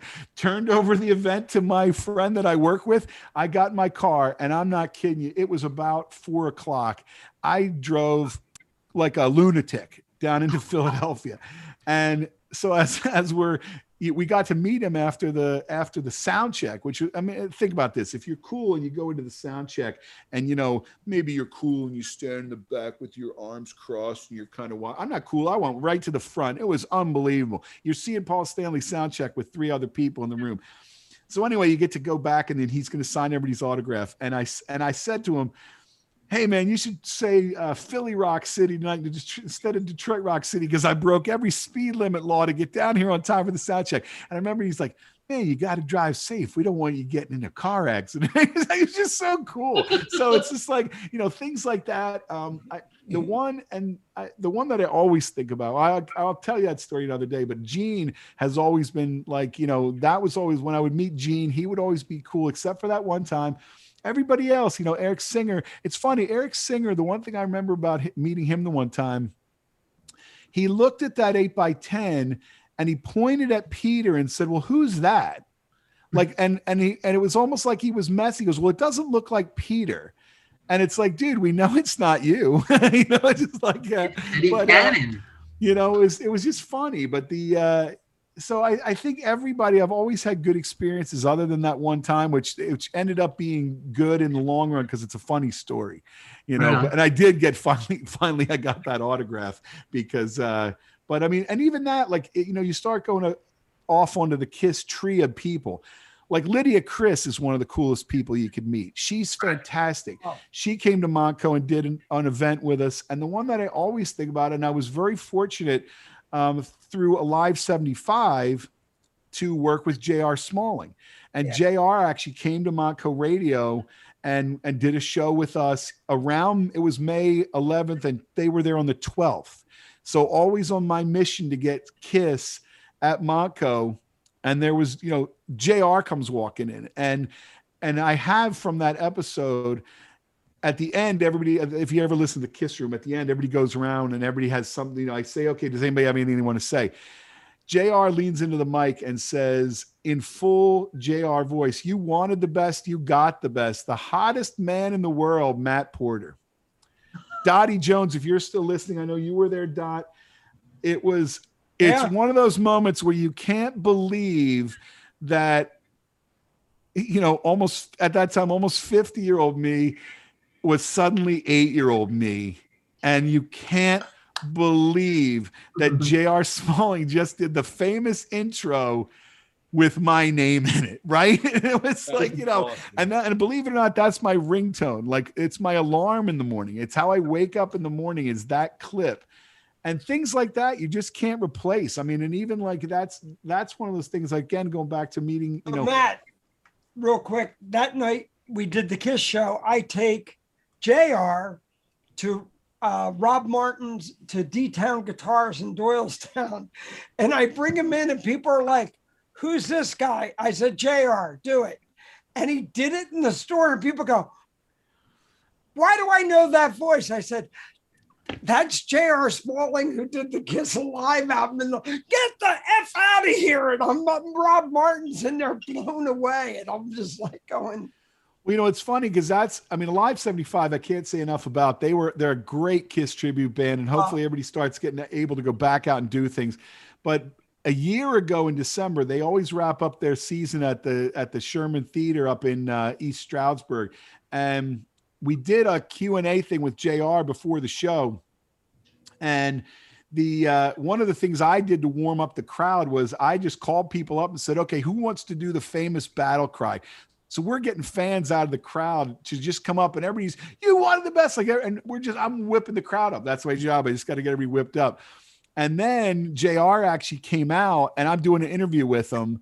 And at the end, he's gonna bring them on by doing it, and I'm holding the microphone and I lean over and I hand him the mic and I have this on video and I say, are you ready? He says, of course. And he does the, you wanted the best, you got the best, Alive 75. And the crowd's going berserk, and he takes the mic and he kind of punches it into my chest and he walks off with his arms up. And you know what? I think it's probably the last time he ever did it, because that was December and then he had passed away by like February or March. And I always think of that in a surreal way, that I could be part of that, and the funny thing is, we were hanging out after the show and he said, he had been backstage when all the fans were doing the call. And we can curse on this show, right? And he says, absolutely. He says, Fuck yeah. dude, that was fucking great. And he was just, he says, I love the way you got people to do that. He says, I loved hearing it backstage. It just made me feel so alive. And that means the world to me. Things like that, little kind of meetings and chance kind of things. I mean, even like Alive 75, the way I met them, Anthony from Alive 75, he called Montco looking for a place to play. They were just starting and he cold called the college, and the woman who runs all the scheduling sent me a message. Says, I got a guy you got to talk to. He's got a Kiss tribute band. He wants to play at Montco.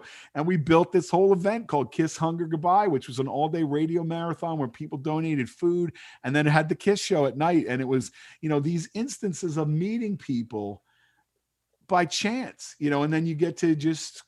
Well, we had Witchcott who shot the first Kiss album, and Len DeLessio was there, which has some of the earliest Kiss photos ever. He was there. Then the night of the event, Lydia was there with JR, and I'm doing a Q&A on stage with these three great people.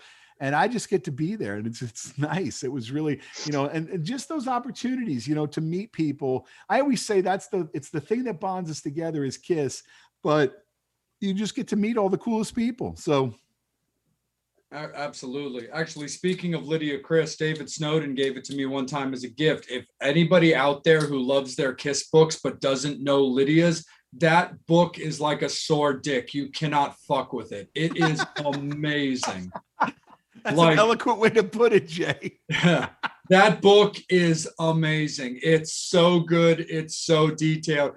And if we're able to get David on the show in the future, there's some cool little like Easter eggs about that book and certain pictures that he's got some very cool stories about for sure. And it's really, you figure Lydia had a vantage point of the band as they were growing from day number one, and the photos that she has and the records and the memories of very specific things.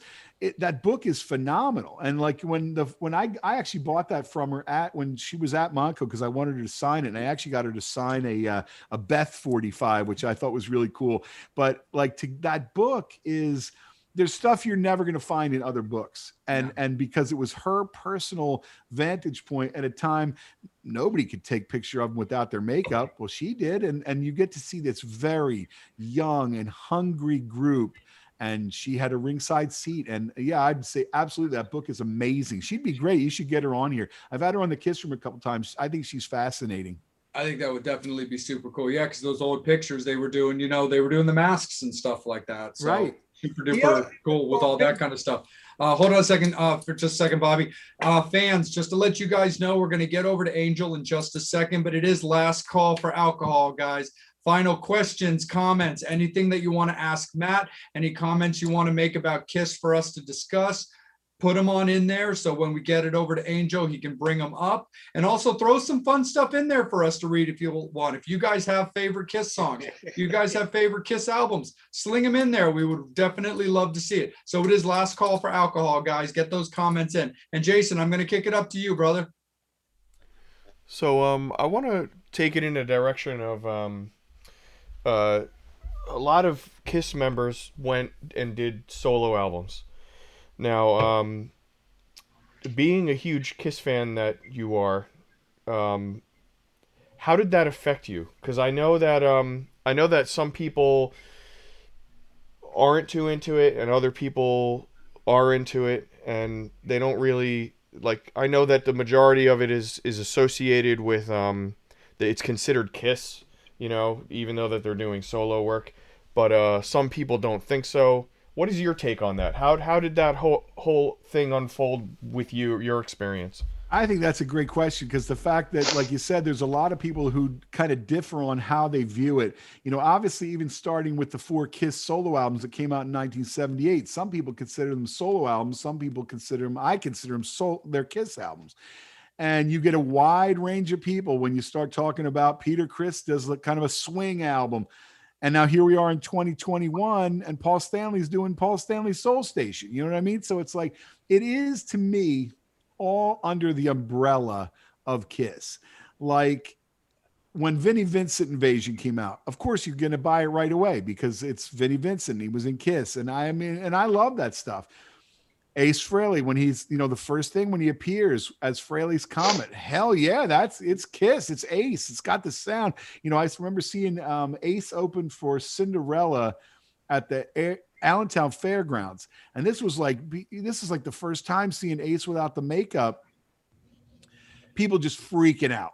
And now I consider it all, it's all the family, it's all under that grouping of Kiss albums. And Peter had his albums, it's like Out of Control and By Myself. And, I remember finding Out of Control at the Q Mart and looking at it like, wow, Peter Criss. Like you figure that's 1980 something. There was no way to really know what it even was, but I still have that on vinyl because it was like, well, the album cover has kind of a similar vibe of like his solo album. And I don't know, I love it. And it was a different style of music, but he's still rocking.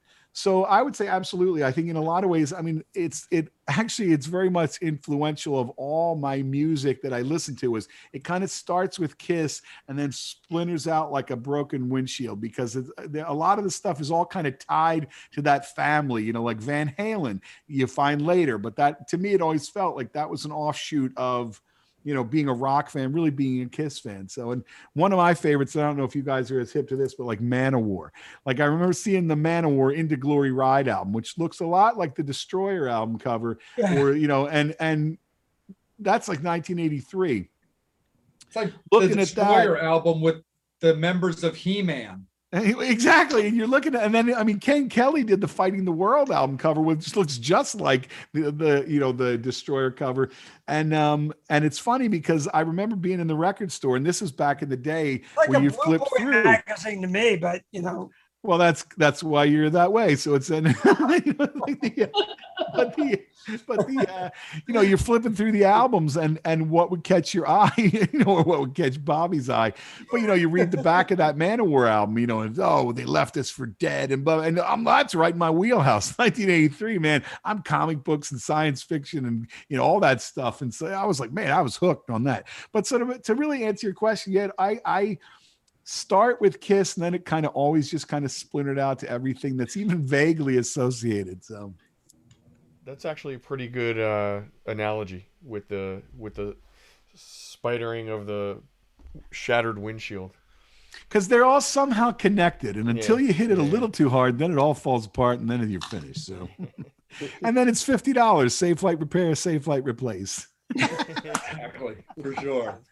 Angel, let's bring you and the fans back in, buddy.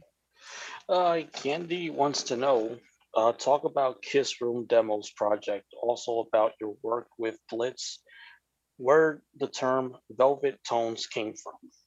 So this is a really interesting story. And actually, I was reminded of it when Jay was talking about shows starting up and things like that. One of the things that I started on the Kiss Room a bunch of years ago was called the Kiss Room Demos Project. And the idea was, if you could write a song as a demo to try, like if Kiss said to you, guys, write a song and we want to do it. So the concept, because I know I got a lot of really talented listeners, if you could write a song for Kiss, what would you do? And we're six albums deep at this point. If you go to thekissroom.com and click on the demos, it's these great original songs written by Kiss Room listeners. And it's all the songs, you can listen to them. You can download all of them. They're all there. And one of the bands that I met kind of via that was this band called Blitz, and they're out of Nottingham in the United Kingdom. And they say it's where, Robin Hood is from. Coolest guys ever. And Stuart and Kevin they're two of the members. It's a three-piece, and Matt's on the drums. Said, hey, we're working on this album. Can we send you this song for the demos project? Absolutely. And then I got to be friends with them over, basically online. And then the reason why they call me Mr. Velvet Tones is they would ask me to record stuff for them. Like they did a Christmas album. They did a single and called I Believe in Christmas. And do you believe in Christmas? I believe in rock and roll. And I read this spoken word thing at the start. And so at Christmas, they sent me a message that said, dude, your voice was just on BBC One radio tonight. And I'm the biggest geek on the planet. I thought that was phenomenal. And they were really excited about it. And I love those guys. And it goes back to the same kind of thing as, you meet people because they're Kiss fans and they're just listeners of mine.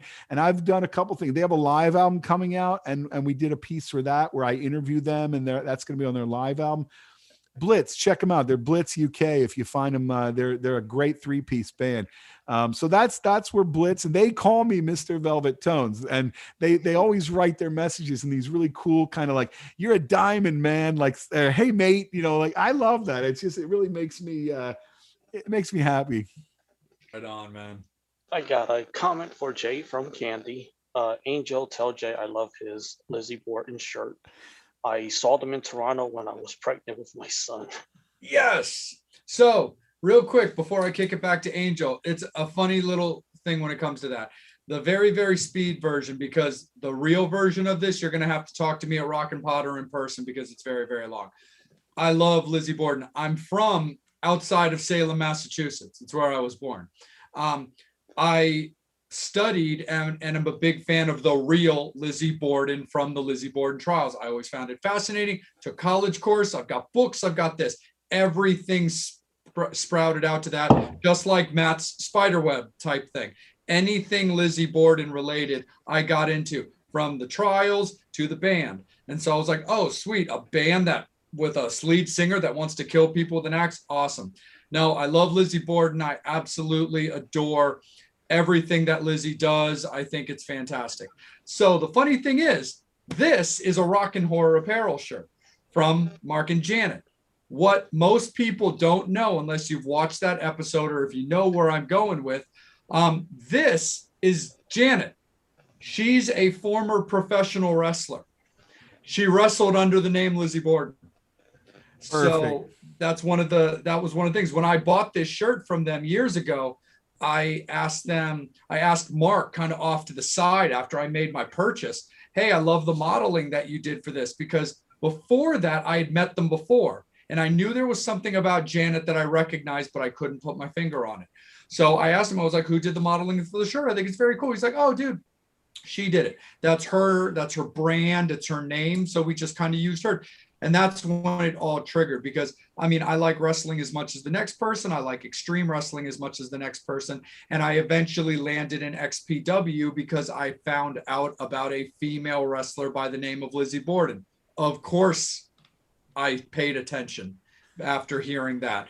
And all the way up these years, Janet is like my right-hand girl. Like, she and I are besties. Like, that is my homie.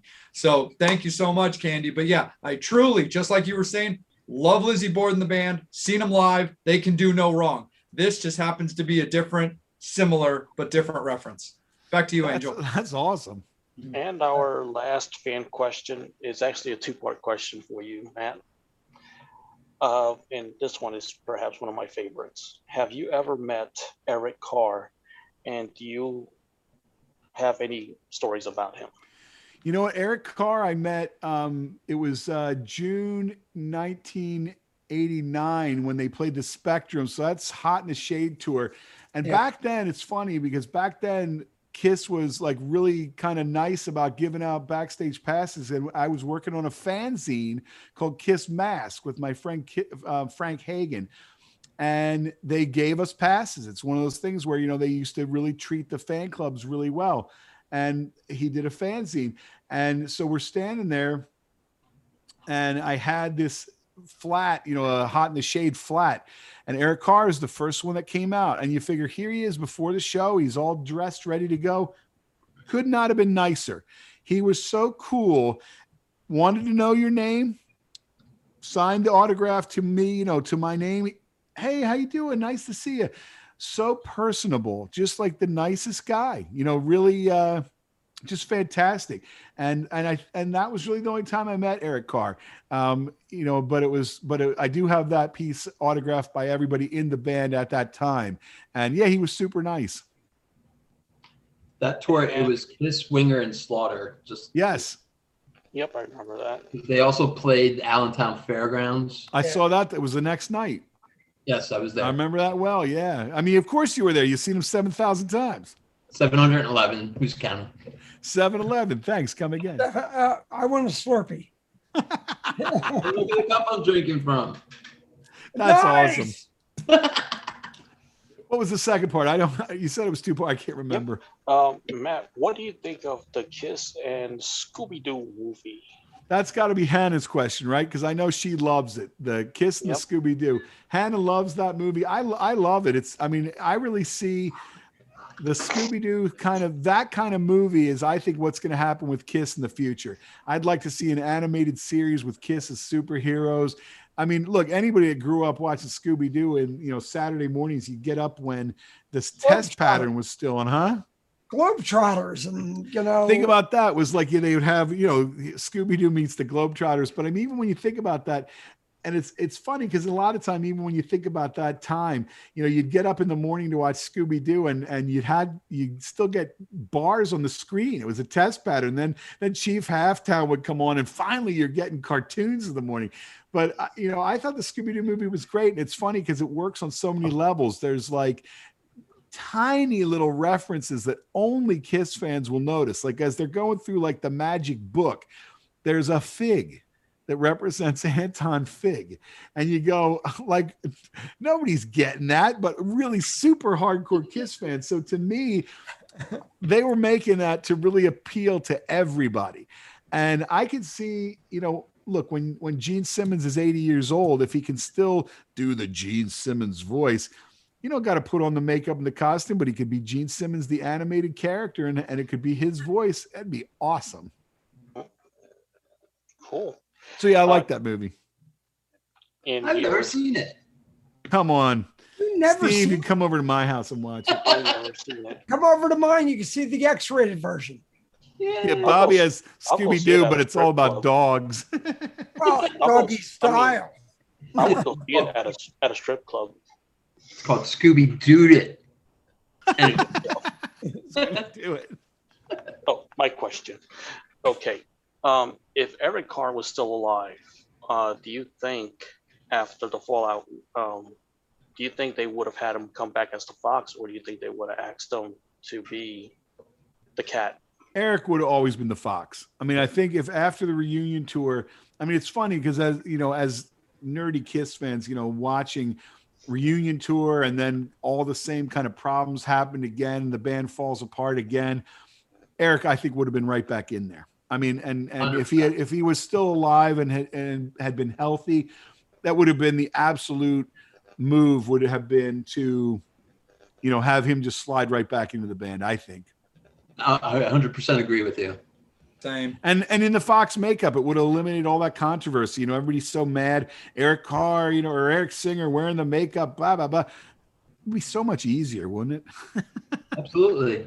Well, everybody has to understand, Kiss is not just a band. Kiss is a brand. Okay? It's a money-making company. It's like Gene Simmons said, music business. Exactly. And I think Forget it's the business. it's so recognizable. Like everywhere on the planet, if you showed people a picture of Kiss, like the original Kiss, they're gonna know. They don't know who's in the makeup necessarily, but they know what Kiss is. And that's what they've been going on since the reunion tours. This notion that they are bigger than necessarily who's in the band. Now, obviously, to me, I'm one of those. When Gene and Paul are done, Kiss is done. I don't think that some people go, oh, there's going to be a tribute band and blah blah. It'll never be Kiss if it's not Gene and Paul. But every member of Kiss was important. I mean, it's what we talked about earlier. Jay was talking about. He got into the middle of the non-makeup era. Every sound, every different style, everything, it was because of the different influences, and everybody was important. But the makeup was, I think, just as important because it gave an identity that was so easily accessible to everyone that it just worked. Right. Oh, I have one more question for you, Yeah, Matt. buddy. Is there a Kiss song that you haven't heard live that you would love to hear on the next tour? What's funny is the song that I always recently Gene Simmons band did It's My Life. And It's My Life was around as a demo since 82. You guys probably know it as the version Wendy O. Williams did on the WOW album. Jay, you're shaking your head. I love album, Wendy O. Williams. Go, and she could back, right? That song, if they would do that live, I would go berserk. Gene's band did. Now Gene's That's band, when like we Gene talked about was. earlier, That's when Gene was Baron Vaughn.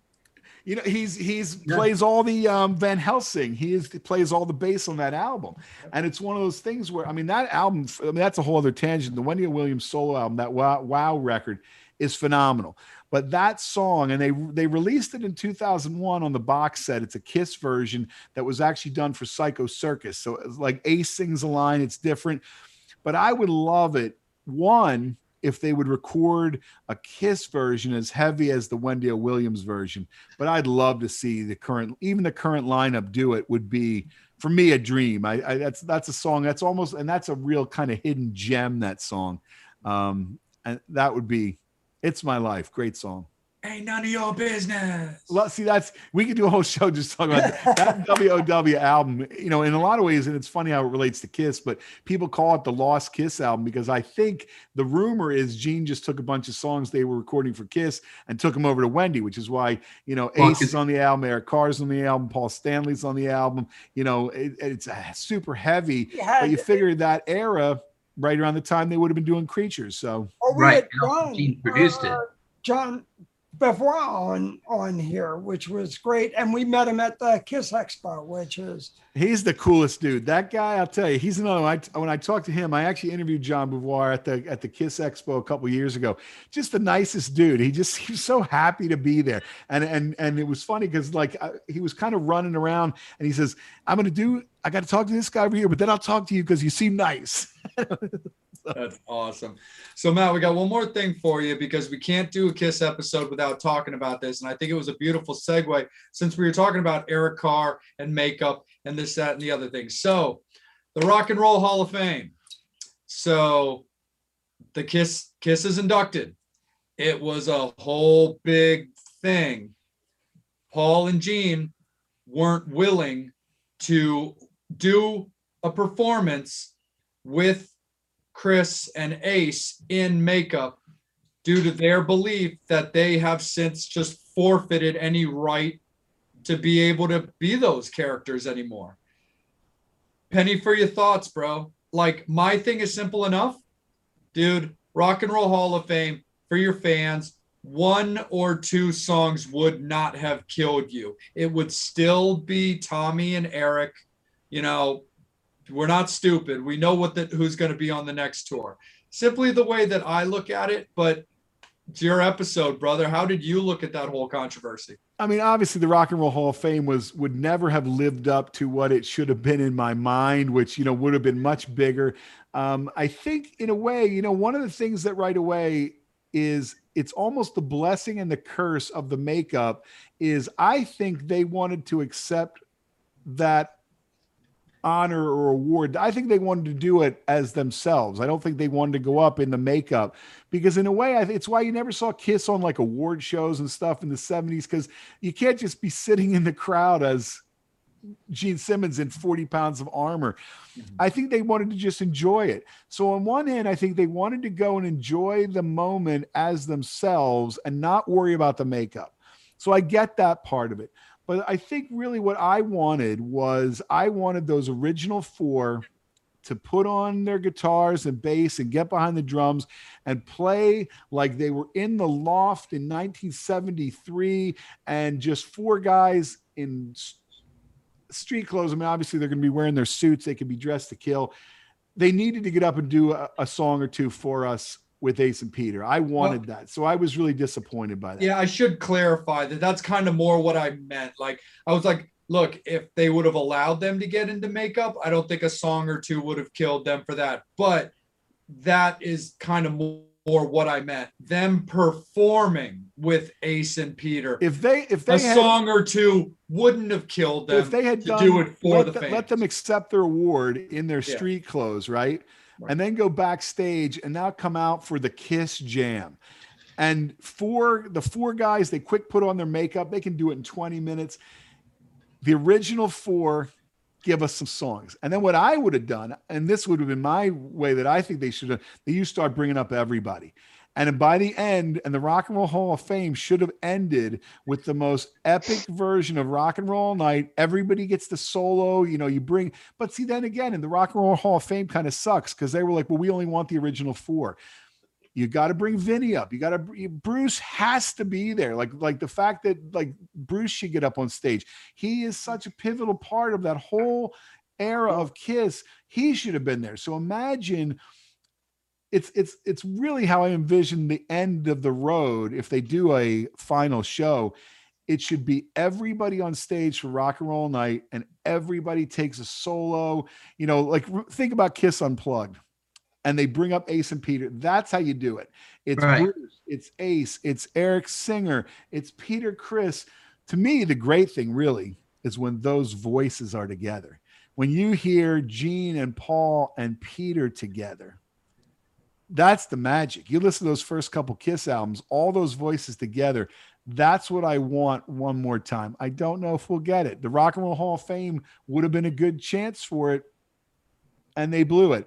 I think in a way it's also retrospect of the Rock and Roll Hall of Fame really doesn't care about Kiss. I mean, there's not, in my mind, there would be, you know, a gigantic display of Kiss. And I think it's maybe, you know, a makeup box, something, and a sponge for taking the makeup off.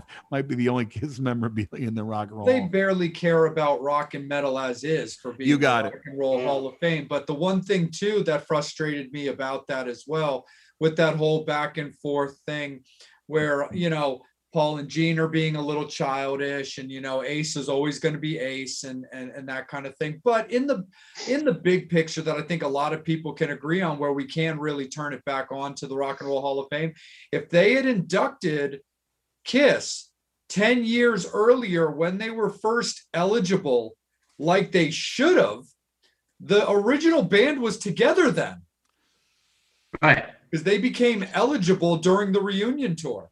Right. Missed opportunity for sure. We call them kissed opportunities, but the you know, it really, you're right on the money. Had they done it during the reunion tour, it would have, I mean, it's time to shock the people. Let's shock the people. You know, those kind of moments to capture. I mean, I remember the reunion tour. That reunion tour was a blast. And, you know, I thought, I mean, obviously, and Steve, you probably saw it 100 times on that tour, but the, you know, seeing that tour was, you know, I saw him, it was second night in Philly. So that's October the 9th, 1996 at the Core States, 4th row center. And it's the original Kiss. And it's still, I ranked that as like the best show I ever saw. It was unbelievable.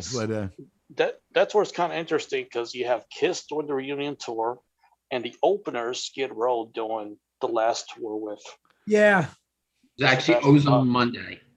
You know Was what? The Bash- reunion tour at that point, it was not Skid Row. I saw with Johnny Solinger. yeah, and that It's was a even- later. I it's saw that in in the Camden. What show is that in Camden, Steve? 800 for you, but the but that night it seemed like the reunion tour had mostly, like, you know, almost, I hate to say lesser known bands, but I don't remember, you know, I remember The band that opened up for that tour was Ozone Monday, which I consists thought it was of, Skid Row for some reason. It was D-Generation members did a of bunch Skid of Row. dates.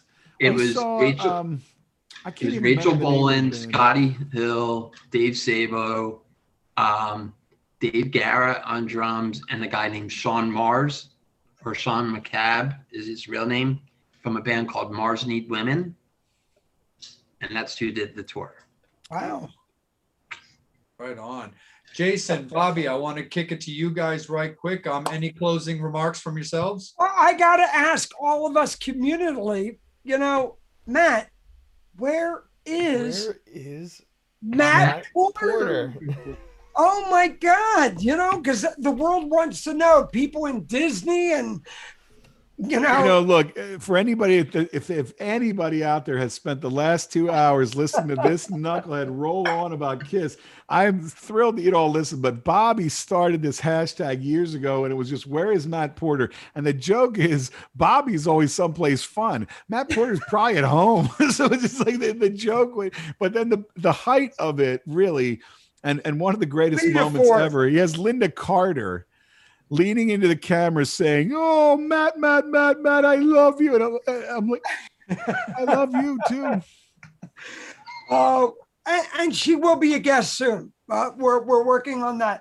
But I still think the best one was NAM 4 or 5 years ago when I get Lita Ford to do it and go, where the fuck is Matt Porter? And I'm going, Bobby's tenacious. I mean, he's gotten a bunch of, I know all of like Heaven's Edge turning as one into the camera going, where's Matt Porter? And it's just like, you know, Goofy holding up the sign in Disneyland. I think it was Kerry King. Did Kerry King say, where's the fuck Matt Porter?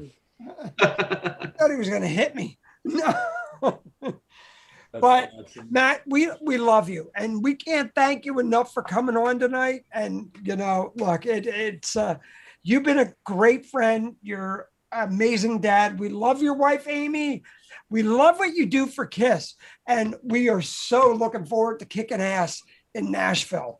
Look, Jason, I'm telling you, your wife, I'm. You can leave your penis at home. You are coming with us. Leave it under the pillow. Don't worry, he'll be on his best behavior. Well, the good thing Yeah, you we can tell her is promise. it's mostly Jason, dudes. Jason, you can room with me, the gay guy. You Jay can and I bunk are the with single him. guys. Yeah. Matt did. All I did was take him for a chicken at 3 a.m.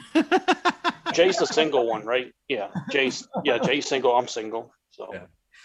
It's going to be, I'm telling you, if anybody out there wants to go, hit up Rockin' Pod. It is going to be the shit. You never had this much fun in your whole life. Yeah, anybody that watches you every week, first of all, anybody, if they've never met you guys in real life, they want to come because you're going to be there.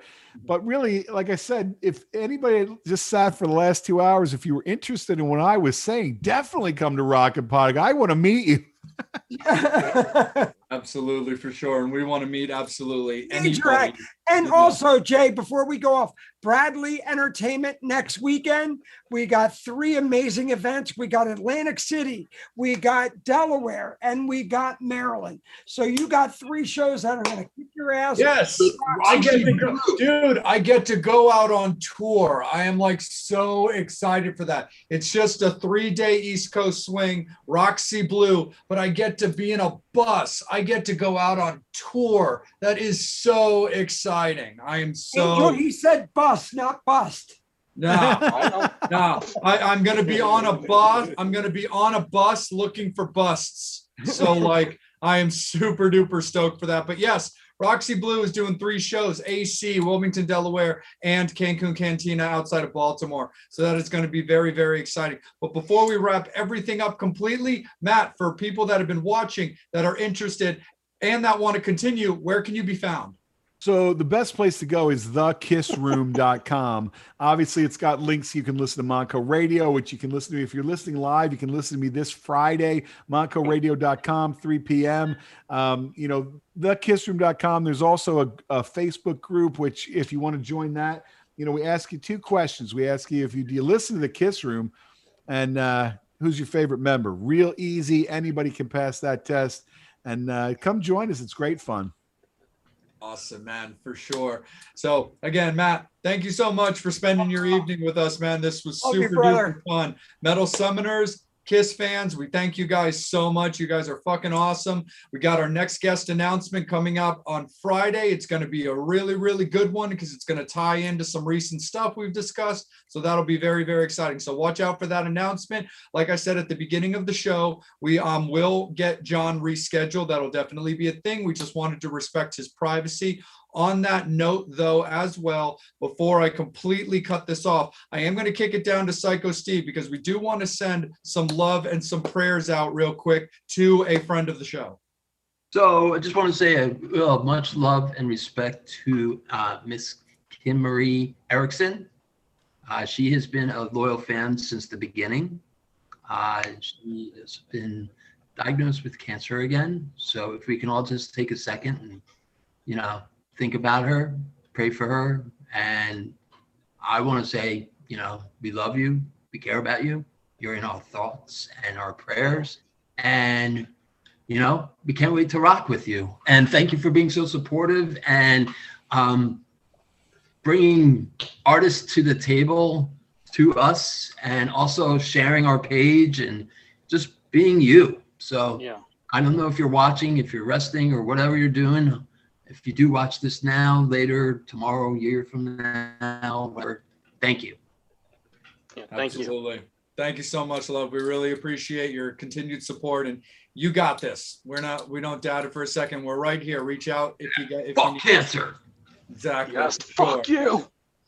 100%. But again, fans, thank you guys so much for tuning in with us again. As always, we love doing this for you guys. We love getting to rap with our mates and have a great time and just keep things going with music. There's a much brighter light now in the tunnel than there ever has been before. Just keep riding the lightning, everybody. We are almost there, and it's going to be great.